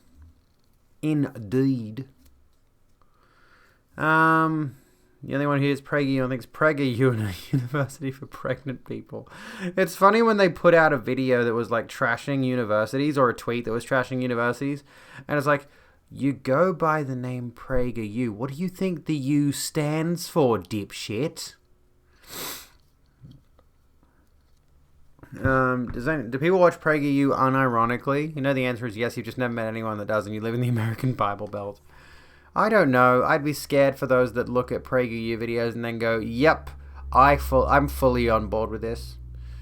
I think we should just start killing people. Killing people. Just start calling people Trump or Cruz when they're acting like driveling morons. Here's a story for you.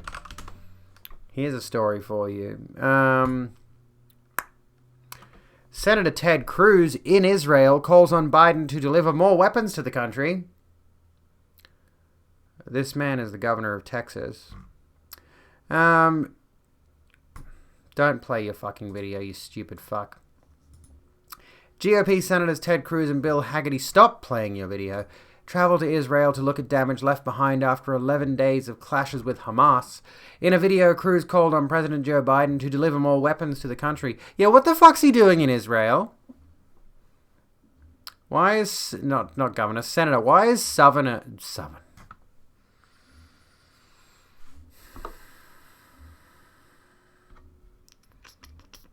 Not happy, Jen! Anyway. Why is Senator Ted Cruz in Israel rather than dealing with the problems going on where he lives?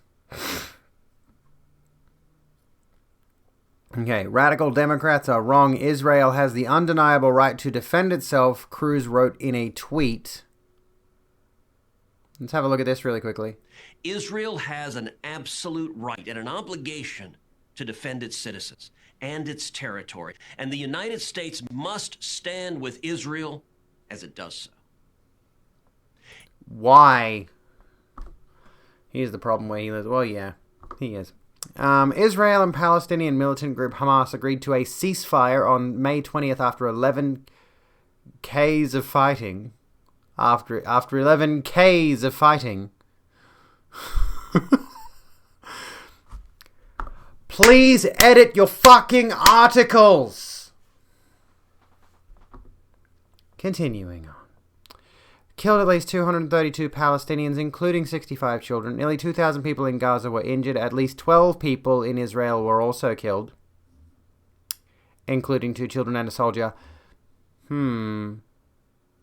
It's interesting that they bring up these statistics.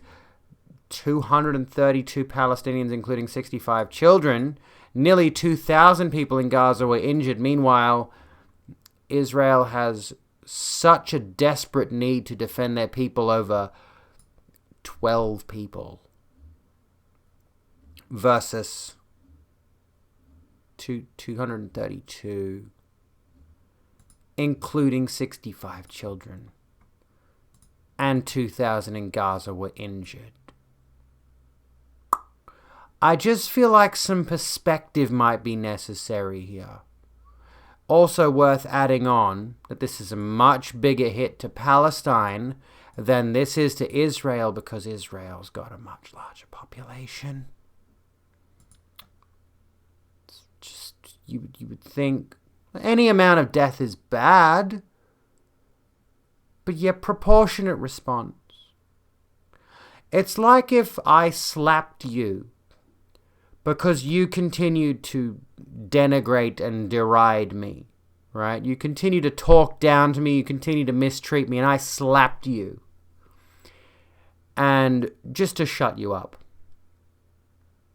And you decide to then belt the living shit out of me to the point where I'm in the hospital. This is the kind of thing we're looking at here. Hello, Jade Kool-Aid. Sorry you've tuned in on such a grim topic. I'm trying to make a very poignant allegory.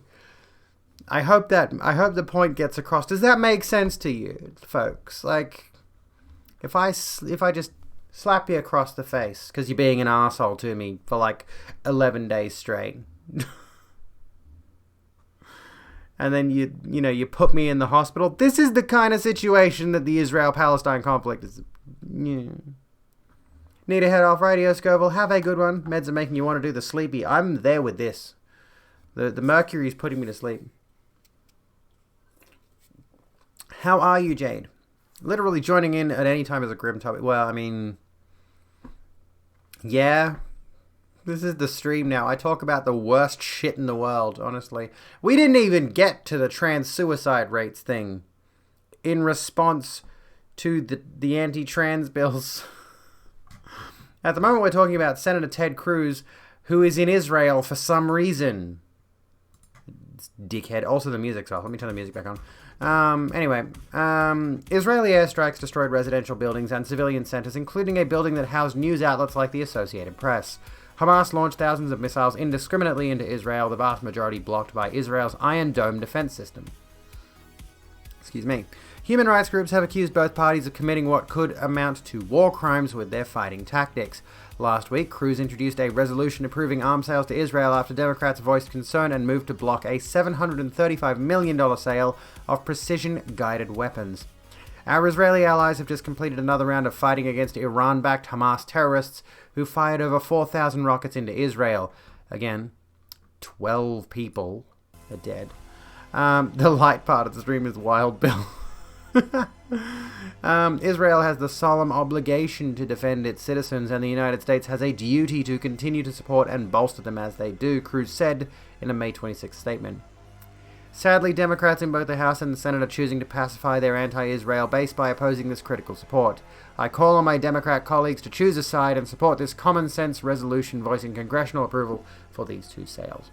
Yeah, common sense. Trying to make it sound like this is the reasonable thing to do. The arms sale was approved by Biden's administration prior to the start of fighting. Democrats, including Representative Alexandria Ocasio-Cortez, said the U.S. had been sending billions of dollars in weaponry to Israel for decades without ever requiring them to respect basic Palestinian rights. Ocasio-Cortez said the U.S. is a direct contributor to the death, displacement, and disenfranchisement of millions. This is 2.4 standard drinks for the record.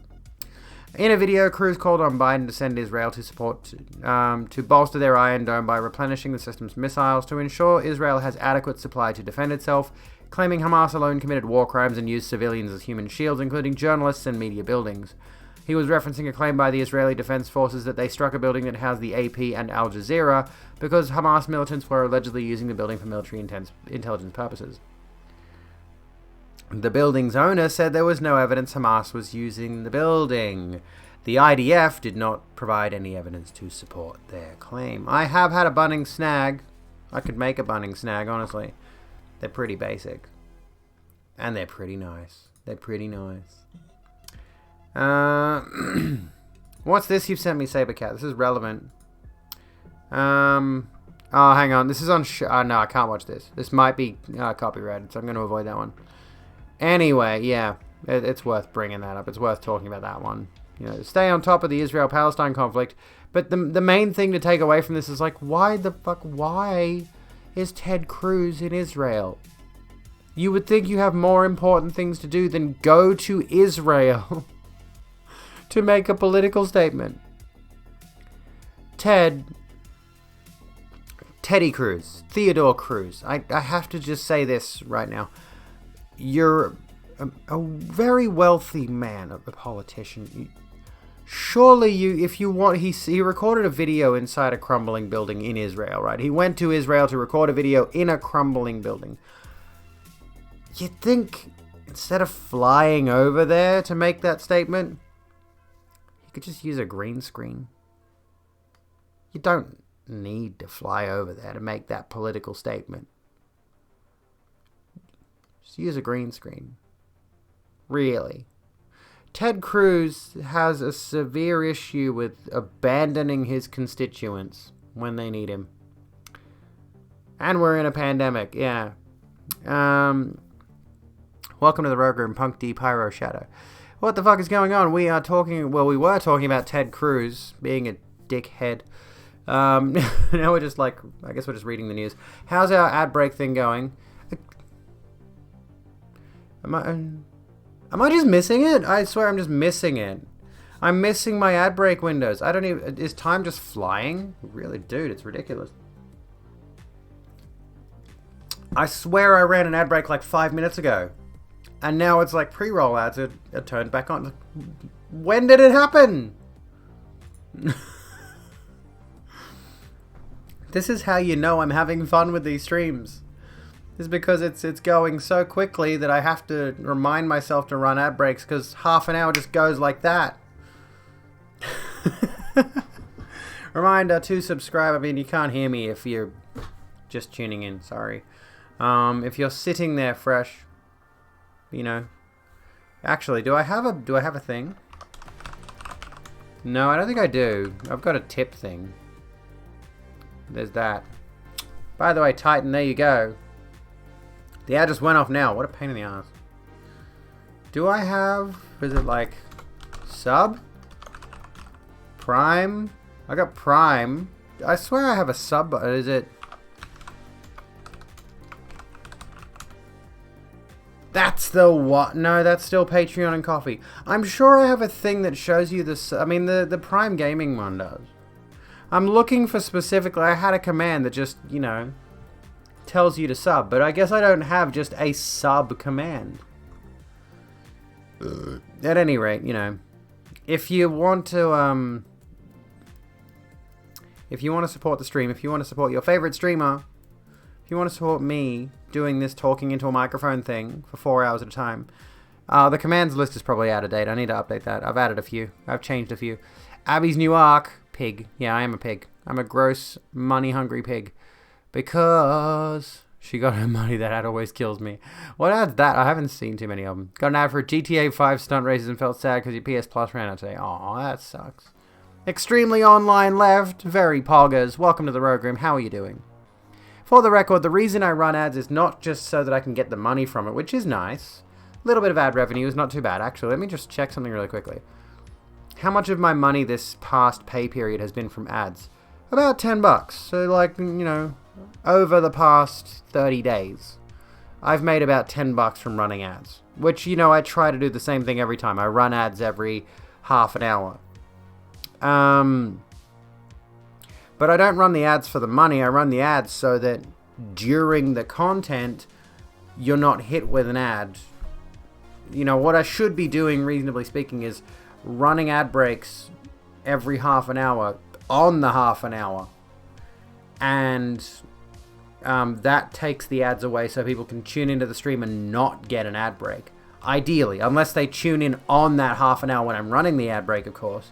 But I want to stop mid-rolls from happening. Got no ad this time, so you do not have ads at the start anyways, which drives off viewers before they see content. Exactly. I want people to tune in and see the content immediately. So that's the main reason. So what's this? This is the woo-woo behind support for Israel by the rapture-believing Republican Christians, and it's total rubbish. Christian Zionism. Christian Zionism. This is a mobile article. Let's have a look at this. Christian Zionism. We're sticking with the 2.4 standards for the record. I'm semi-drunk. We're still on the Israel-Palestine thing. Christian Zionism is a belief among some Christians that the return of the Jews to the Holy Land and the establishment of the State of Israel in 1948 were in accordance with the Bible prophecy, which is what wild dickhead Bill was talking about. The term began to be used in the mid-20th century, superseding Christian restorationism. Christian advocacy in support of the restoration of the Jews grew after the Protestant Reformation and has its roots in 17th century England. Contemporary Israeli historian Anita Shapira suggests that evangelical Christian Zionists in England of the 1840s passed this notion onto Jewish circles, while Jewish nationalism in the early 19th century was widely regarded with hostility by British Jews. Some Christian Zionists believe that the gathering of the Jews in Israel is a prerequisite for the second coming of Jesus. The idea has been common in Protestant circles since the Reformation that Christians should actively support a Jewish return to the land of Israel, along with the parallel idea that the Jews ought to be encouraged to become Christians as a means of fulfilling biblical prophecy. So a bunch of nonsense, basically. Oh, God. Got no ad this time? All good. Outfit's very cute. Thank you so much. I like this. This is a nice little cardigan thingy. Cardigan dress. Oh my gosh. Okay. Let's get off the Palestine-Israel thing, because it's Oh yeah, what was it? The emote was from Bun was Findom. Oh, Findom Bunny. Findom Bunny. Nice.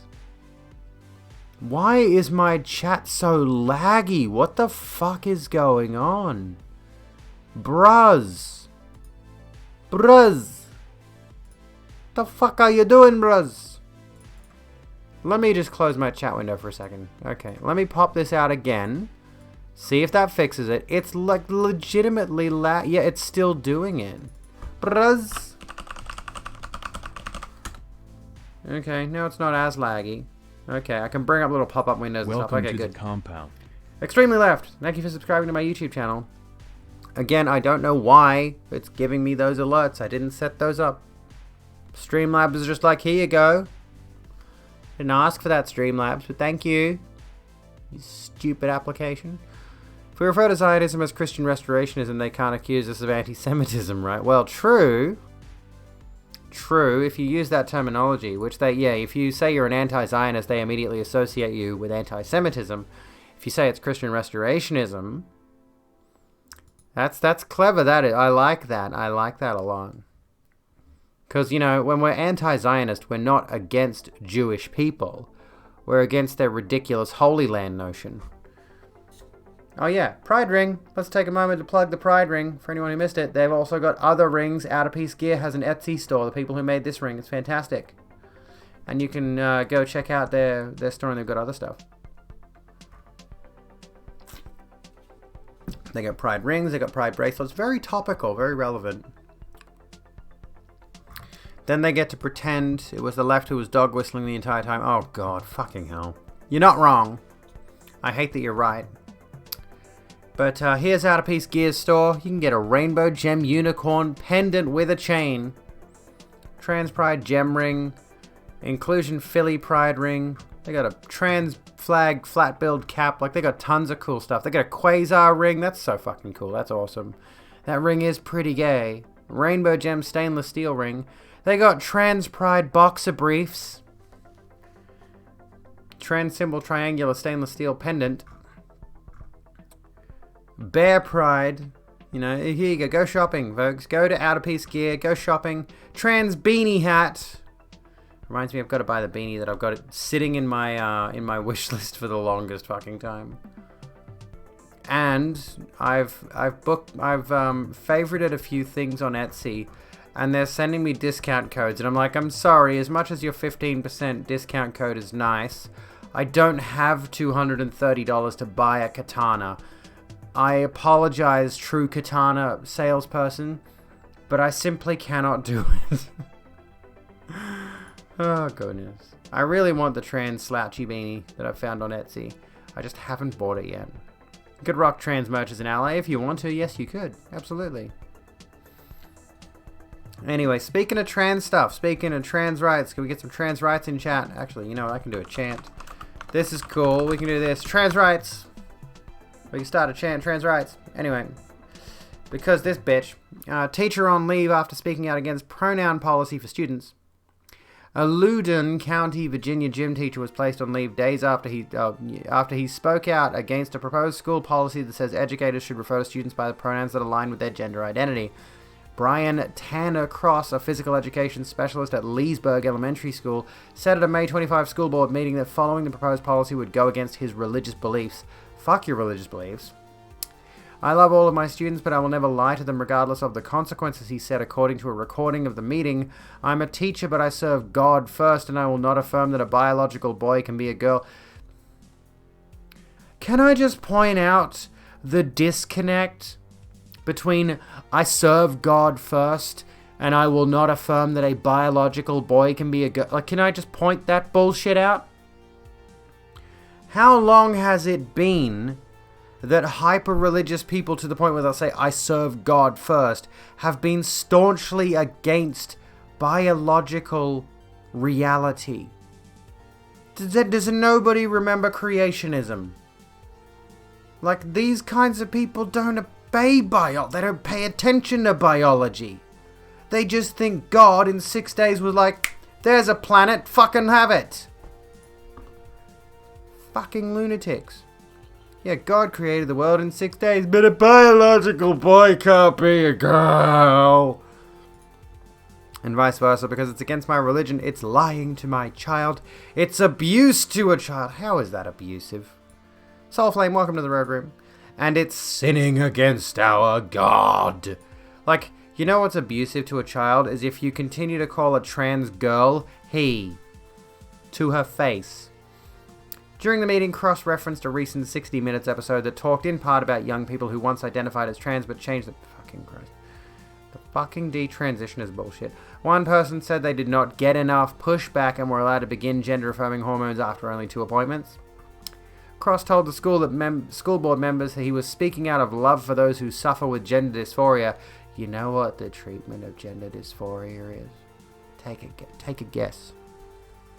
Take a guess what the treatment.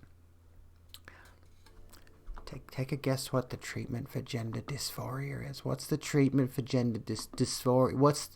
What is the gender dysphoria treatment? Do you remember? Do you remember?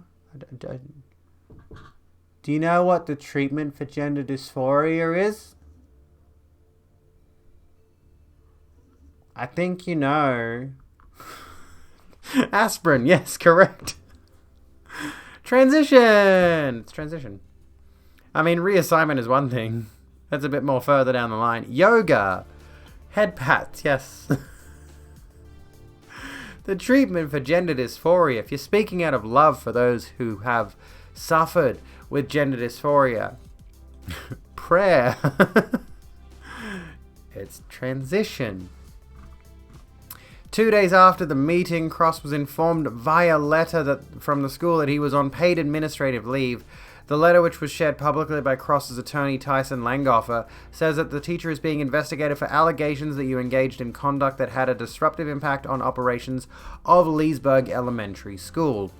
Public schools have no business compelling teachers to express ideological beliefs. It's not an ideology that they don't hold, but it's beyond the pale to suspend someone simply for respectfully providing their opinion at a public meeting, which is what such meetings are designed for, Langoffer said in a statement. This isn't just about a pronoun, this is about endorsing an ideology. The school favors certain beliefs and it wants to force Tanner to cry uncle and endorse them as well. That's neither legal nor constitutional, and neither was the school's move to place Tanner on leave. They can put you on leave for whatever they fucking want, cunt. The cure for all things good, girl. Fuck me, the dysphoria is pretty bad today. Pop some handful. To be fair, taking painkillers might take your mind off it. If you take heavy enough painkillers, you'd be like, oh, I'm too woozy to care about gender presentation today. I'm gonna lay on the couch with my tits out and read Damned Whores and God's Police.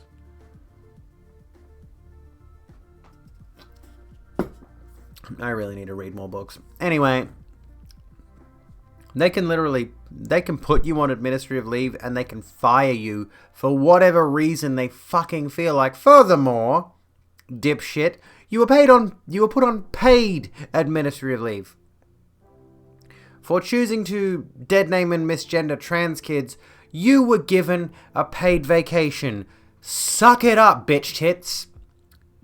The attorney said the school violated Cross's free speech rights. That's not what free speech means, and demanded that they reinstate him as a teacher. He also announced on Tuesday that a lawsuit had been filed on behalf of Cross against the school board and superintendents to try and halt the suspension. How about they throw the case out and fire Cross? Cross is one of many Loudoun County community members who have spoken at school board meetings in recent months to raise objections to the district's diversity and equity initiatives. Parents have argued the district is indoctrinating children on racial and LGBTQ issues and complain the books assigned to high school students are too pornographic for the classroom. Fucking Christ. I swear they don't even know what pornography is. What that doesn't elucidate what books are too pornographic. What, like biological textbooks that show a naked woman?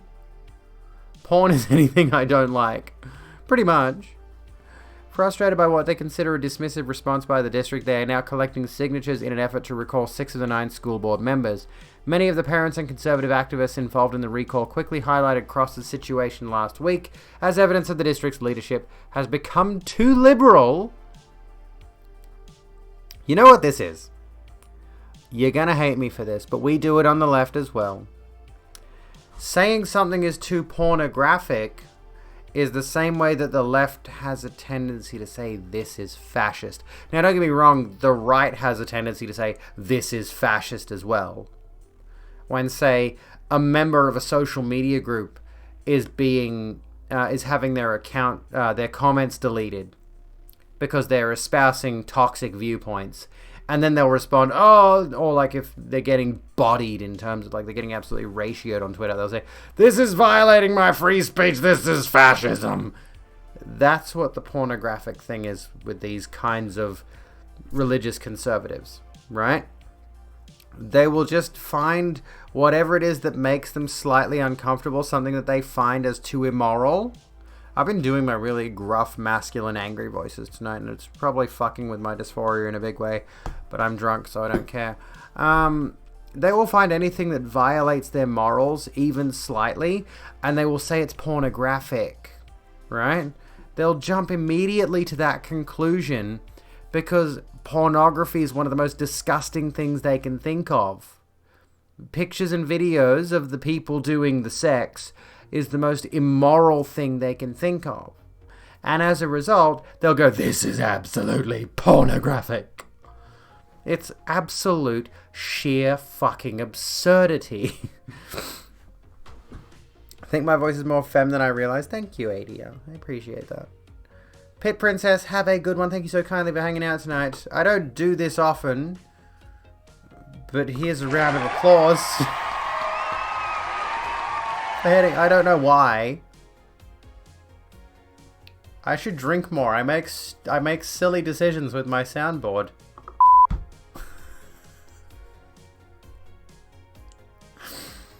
On the plus side, though, like, this is not really knocking me out. I feel tipsy. I feel a little bit fun and loose and fancy free. But when I have wine, I feel like... So anyway, we're gonna read the words on the screen. Really, I don't know what it is, but the mercury is like, I feel tipsy. I feel a little bit, maybe like I'm slurring my speech or something. But I don't feel knocked for 6. Despite the fact that this is more than I usually drink. One glass of wine is like 0.8 to 1.2, depending on the wine. Standard drinks. This is 2.4. Maybe I need to get more drunk so that when I am drunk, I'm more fun. That's how you develop alcoholism. Anyway, if you want a suggestion of who to raid, look up VTuber Endo and VTuber Okuno. It's not political, but very funny, and Okuno is Okuno. Is such a nice gay guy. Is prone to crying and is ultra upbeat. Excuse me. I think I was going to raid, like I was going to pick, when I get to raiding, I was going to pick someone from the transgender tag. We did that last night, but we ended up raiding Ruthie, who we already know. Excusez-moi. Anywho, let's continue with the article because we're not done yet. We've got more to go. frustrated by what they consider a dismissive response by the district. Oh, we read that bit. A spokesperson for Loudoun County Public Schools confirmed that Cross was placed on leave but declined to comment further. Under state and federal law regarding the confidentiality of personnel records, this is the only comment Loudoun County Public Schools can have on this matter, the spokesperson said in a statement, and that is that. I don't know why I even bothered to read the rest of that. We were basically at the end of the article. There you have it. A dickhead being a dickhead. Who could have possibly been shocked by that? Let's get off the gay shit for a second. If I was a straight cishet male, I would be bodied on social media. Somebody would clip me out of context and turn me into a fuckwit. But I do have a news story here that I wanted to touch on. Which we didn't talk about. Well, we were going to talk about this one. I've got so many links here, dude. I swear I have like 20 or 30 links per stream, and I get through like 6 of them. I just have so many articles, and not enough time to get through them all. But this is interesting. There's a few that are interesting, honestly. Where I'm just like, which one do I pick? Okay, we're doing the meat. We're talking about the meat. You're going to get some popcorn. We'll enjoy that nothing popcorn. We're going to talk about meat. We're going to talk about meat. You want to talk about meat? Let's talk about meat. Meat producer JBS says expects most... Please edit your articles! Meat producer JBS says it expects most plants to be working Wednesday. Please edit your fucking articles. Anyway, a ransomware attack on the world's largest meat processing company disrupted production around the world just weeks after a similar incident shut down a US oil pipeline. Brazil's JBS SA, however, said late Tuesday that it had made significant progress in dealing with the cyber attack and expects the vast majority of its plants to be operating on Wednesday. Our systems are coming back online and we are not sparing any resources to fight this threat. Andre Nogueira, I can't pronounce that, CEO of JBS USA said in a statement. So the meat got shut down, guys. The meat got shut down. Who wants to bet this was a vegan cyber attack?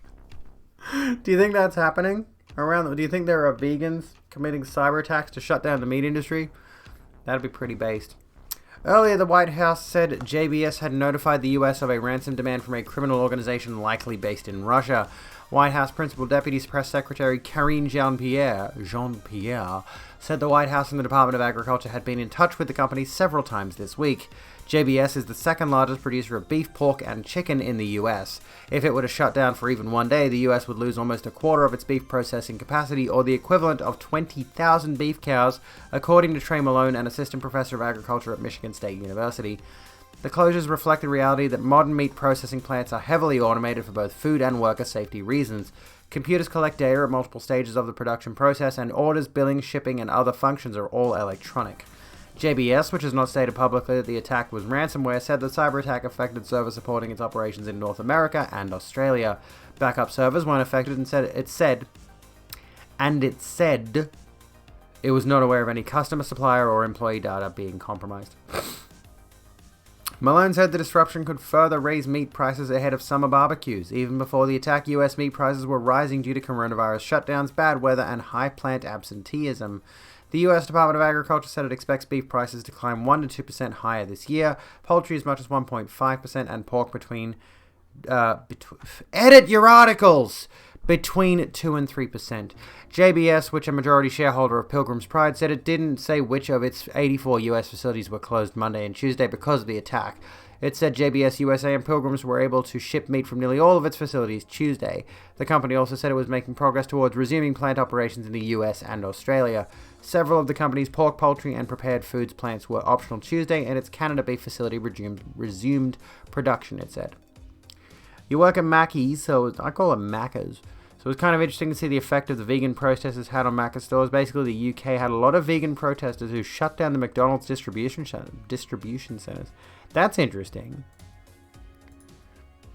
14 arrested at protests outside depots.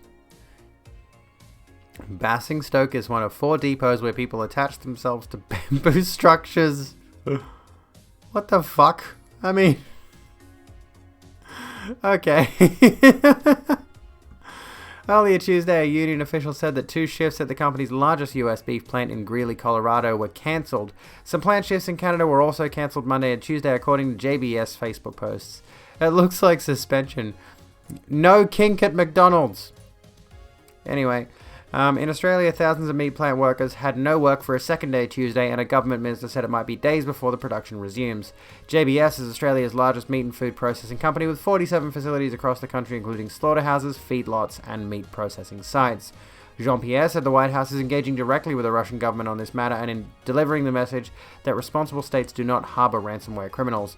The FBI is investigating the incident, and the Cybersecurity and Infrastructure Security Agency is offering technical support to JBS.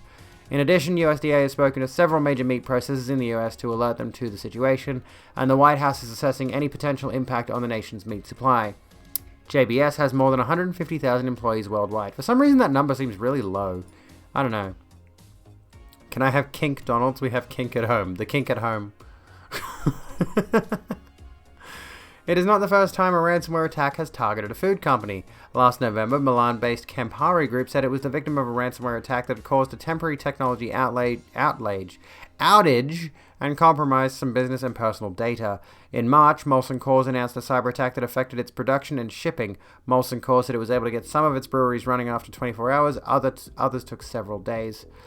Ransomware expert Brett Callow, a threat analyst at the security firm MCSoft, said companies like JBS make ideal targets.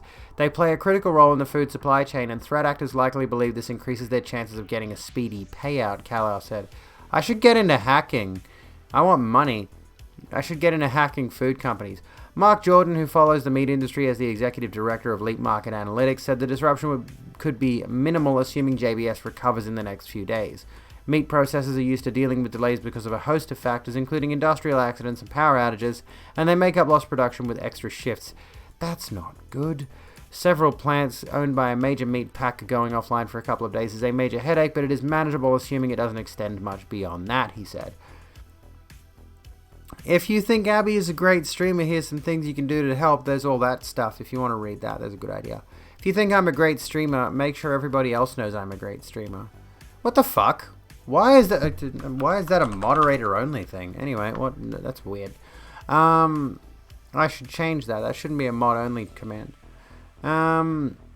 Wait. Jordan said it will help the U.S. meat general. I can't read anymore. Popcorn and sadness. Why are you sad? What's with the sadness? Is it because the meat producer JBS says expects most plants working Wednesday? Like they can't edit the fucking articles? Anyway. Stock trading opportunities are going to be huge, true. It is always the workers that suffers in these scenarios. The big, the CEO and whatever, and the people who are running the company, they're not going to suffer for it. But the people who are working on the ground floor are going to be worked to the bone to make sure things get back up to speed, which is the major problem. Jordan said it will help that U.S. meat demand generally eases for a few weeks between Memorial Day and the July 4 Independence Day holiday. But the attacks can wreak havoc. Last month, a gang of hackers shut down operation of the Colonial Pipeline, the largest U.S. fuel pipeline, for nearly a week. The closure sparked long lines and panic buying at gas stations. People were literally filling garbage bags with gas, which, if you know anything about gasoline, you'll know why that's a bad idea. I really hate that I never heard any stories about what happened to the people who were putting gas into garbage bags. I just really would have loved to have seen some news discussing the idiots who were storing gasoline in garbage bags. There was that clip where a guy filled the back of his ute with it. Fucking hell. God, people are just dumb. There's a reason they say you're only allowed to fill certain containers at gas pumps. They have a sign on the gas pumps that says, yes, you can fill containers, but only these special containers. You can't just fill up whatever you want, dickheads. Gasoline will melt through a garbage bag, and there are certain containers that gasoline will melt through as well. Make sure you're using verified containers if you want to be storing gasoline, dickheads. Anyway, Colonial Pipeline confirmed it paid $4.4 million to the hackers. See, I should get into hacking. Jason Crabtree, the co-founder of Complex, Virginia-based artificial intelligence and machine learning company said Marriott, FedEx, and others have also been targeted by ransomware attacks. He said companies need to do a better job of rapidly detecting bad actors in their systems. Natural selection? No, it's not blunt at all. That's perfectly fine to say. A lot of organizations aren't able to find and fix different vulnerabilities faster than the adversaries they're fighting, Crabtree said.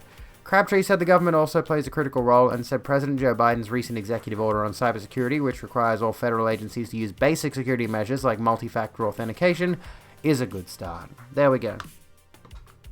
So they shut down the meat. They shut down all the meat. They said, no more meat.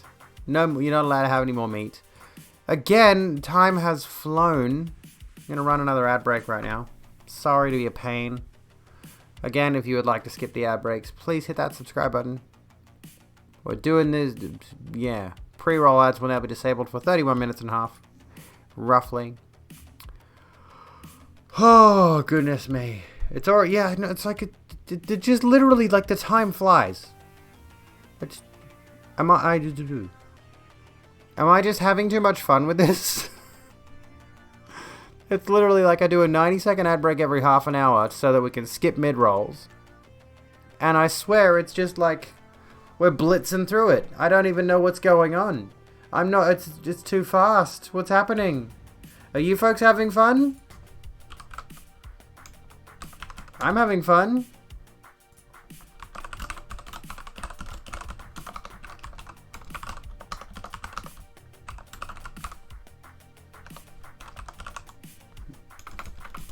There we go, there's a poll. Yeah, you know what they say, time flies when you're having fun, and I'm just like, I guess I'm enjoying this. This is great. I'm enjoying the streams, they've been really good lately. But like, why is the time between the ad breaks so short? I don't want to be pushing so many ad breaks, but you know, you kind of have to. This is the problem with streaming on Twitch.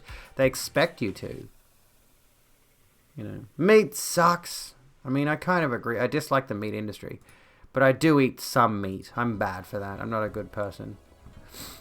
You know, I'm really not. I'm a terrible, tremendously awful person who definitely has the capacity to go vegan, but she doesn't indulge it. I'm not patient enough for veganism, I think, is the problem. You know, I could certainly do it, but I'd need to change a ton of habits that I'm not ready to change. Everyone's voting yeah. No nahs, no maybes. Or I don't knows. I'm yo-yoing over here. I hope you're jealous, because it's off camera and I can't really put it on camera without changing my angle. I mean, I can. Oops. It's just Bezos moving your clocks to show you more ads. I should keep my dashboard up just so I can keep an eye on that shit. Like, what the hell's going on, dude? Whoa. Okay. I can verify the alcohol's definitely hit me. Like, I'm giving you a free yo-yo sesh. Okay. Looks like I'm just gonna show you my yo-yo-yo. Yo-yo-yo. Yo-yo-yo. Yo-yo-yo. Yoy, man. Yoys. Oh, fuck, I fucked it. Good person without being vegan. Oh, thank you. Just a good thing to do, yeah. Like, I'd like to be a vegan. Yoy. Yeah. At least 10 of you voted. Are you having fun? Yeah. I can't make it sleep. I'm not good enough for that. This is a very basic yo-yo, but at least it's not like a cheap yo-yo where the string comes off it without me doing it on purpose. Anyway, I'd like to get like a pro yo so I can learn proper yo-yo, but I'm not that good. Do not eat any dairy food, so that's a start.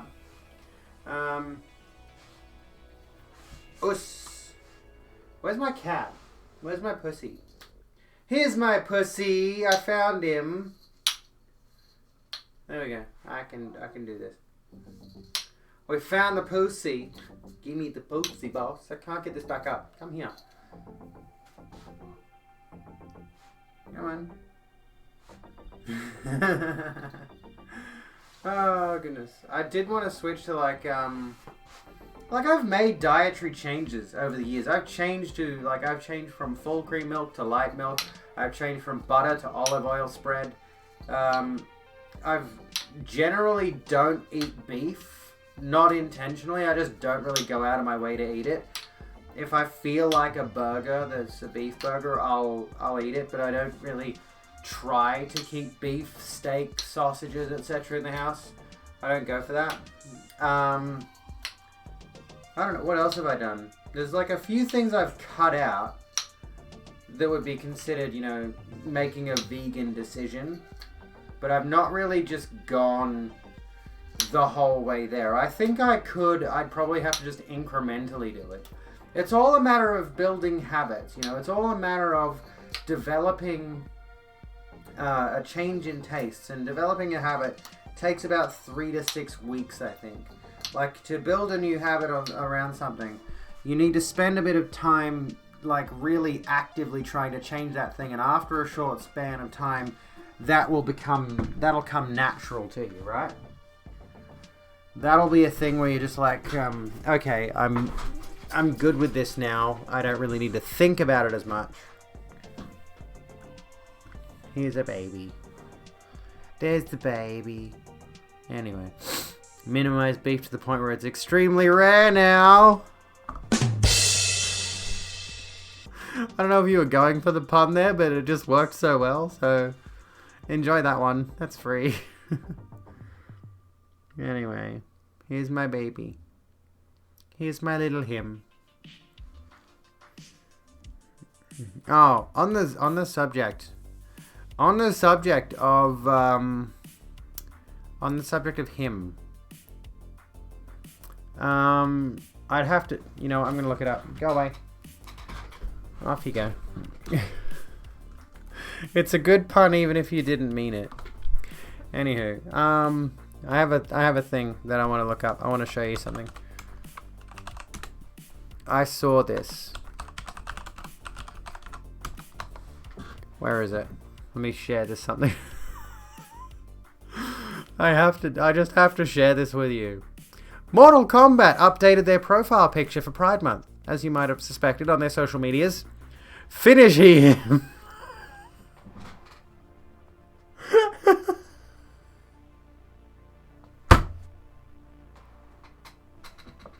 I'm sorry, I'm like... That's too good.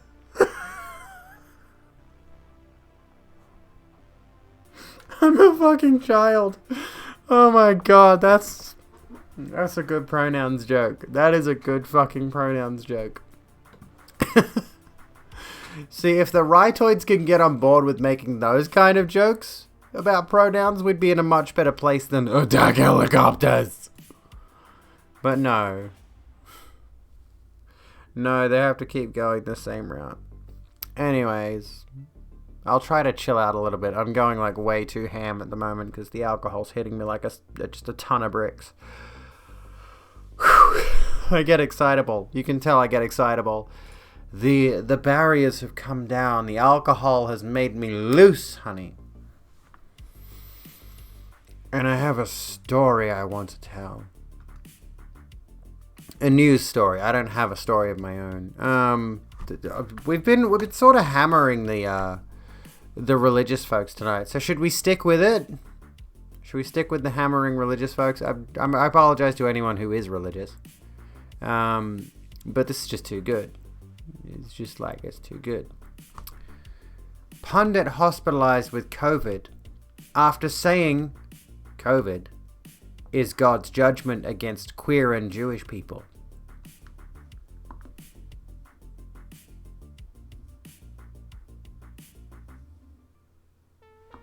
Anyway, far-right pundit Rick Wiles established himself during the pandemic as one of the top evangelical news sources for hate-based conspiracy theories about the virus.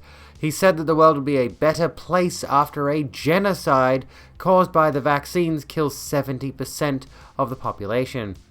This bloke, for anyone who missed it. Time and again he said that COVID-19 is God's judgment against people he doesn't like.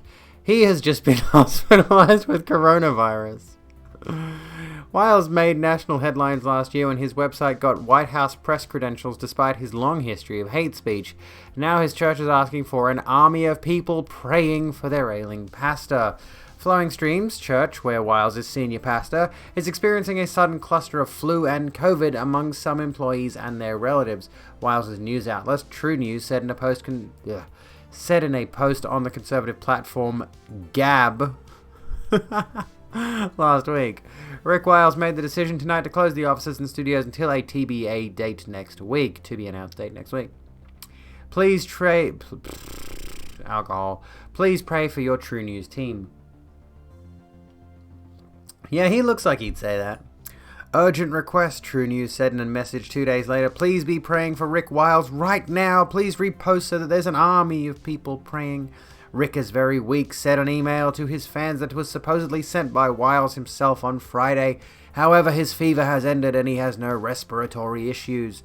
But by Saturday, the tone had changed. Rick is very much in need of your continued prayers, an email from Flowing Streams Vice President Raymond Burkhart said. Today he was taken to the emergency room and under medical advice was admitted to the hospital. He is currently on oxygen and is expected to remain there for a number of days. I am not going to be vaccinated. I'm going to be one of the survivors. I'm going to survive the genocide. Right Wing Watch is a good account you should follow on Twitter. Wiles is 67 and lives in Florida, where the vaccine is now available to anyone over age 12. Hello, darling. No, don't scratch me. Fuck off. But it's unlikely Wiles himself was vaccinated. He was very publicly opposed to the vaccine. I'm not going to be vaccinated, he said on True News in early May. He discussed a conspiracy theory from a website that claimed COVID-19 had been weaponized by China to use against India, and the absurd website also claimed that the vaccines make people susceptible to dying from COVID-19. Those claims are false. Again, I don't like the appeal to emotion with the language on this website. I'm really considering ditching them if they're going to keep doing this. I'm going to be one of the survivors. I'm going to survive the genocide. He said that only stupid people are getting vaccinated, and that it's a good thing that the vaccines will kill them. Fucking hell. If the vaccine wipes out a lot of stupid people, well, we'll have a better world, Wiles said at the time. I'm gonna survive. I'm gonna survive. By God's grace, by his will, I'm gonna survive the genocide. For the past year, Wiles blamed COVID-19 on a wide range of people, including gay people. He railed about how the virus is a judgment from God. When a gay man in New York died last year, transgender people, God is about to purge a lot of sin off this planet, like transgendering little children, perverting them. Chinese people, he said they are being punished for their godless communist government, their state capitalist, but whatever. And Jewish people, stay out of those synagogues, there's a plague in them. God's dealing with false religions. Jesus fucking Christ. Yeah, I'm just gonna blaspheme right now. Fucking hell, dude. You're actually legitimately kidding. This is the difficult thing about people like this. It's like, it's hard to fathom these people legitimately exist. They seem like a joke. They seem like they just simply cannot be real. You know, it just feels like they cannot be real people. They're like Saturday morning cartoon supervillains, with how deranged they are, with how absolutely absurd their takes are on the world. And yet, here we are, yet again. I can't fathom it. It's so strange how they have a following. It's not surprising, though. Here's the thing. It doesn't shock me that they have a following. It is shocking that... It is shocking that these opinions form in the first place, and I know exactly why they do. I know exactly why these opinions form and why people are susceptible to these things. Sorry, I'm scratching my knee. It's itchy as all fuck right now. And then you hear friends and family who quote them or listen to them on a regular... Yeah, it's like, I've been around these people who are this deranged, who are just legitimately maniacal. They don't exist in reality. They believe, like, it's a... Think about if you took, I don't know, Percy Jackson and the Lightning Thief, and you turned that into the basis for everything you believed in real life. That's the kind of shit these people do. It's like they just subscribe to this book, unquestioningly, the Bible, and then they interpret it however they want. They have biases that are already informed by the social situations in which they live. And then from there, they use that nonsense that they've cultivated in their heads to spread ill will towards certain groups of people. And they're completely self-unaware, I would say. You know, he's looking at this right now as someone who said COVID-19 is God punishing everyone except him, apparently. And I'm just trying to think, like, what would be the justification in his head for why he got COVID? If it's supposed to be God's way of punishing people. If you are so staunchly of the belief that COVID is a way to punish, like, is a way of God punishing people, how are you going to reconcile that in your own head? How are you going to say to yourself and to other people, you know, I've spread this idea to my constituents or my followers or whoever, that COVID-19 is a punishment, is a divine punishment. How are you then going to spin that in such a way that it doesn't make it look like you're one of the ones being punished? Anfi, welcome to the Rogue Room. Percy Jackson would create a better morality, probably. Maybe, yeah. Wouldn't shock me. I'm trying to wrap my head around this. Like, I can't fathom being the kind of person who would create... What the fuck are you doing? Rick was just released from the hospital, but many people at his church are still very psych. I love the typo. Still very sick. Alright. I am very semi-drunk. I think it's about time I called it for the night. I am having a gander at the trans tag right now.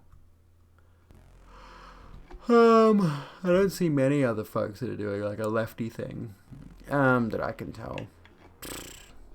God be like, don't speak for me, Smite. Yes, absolutely. Hell yeah.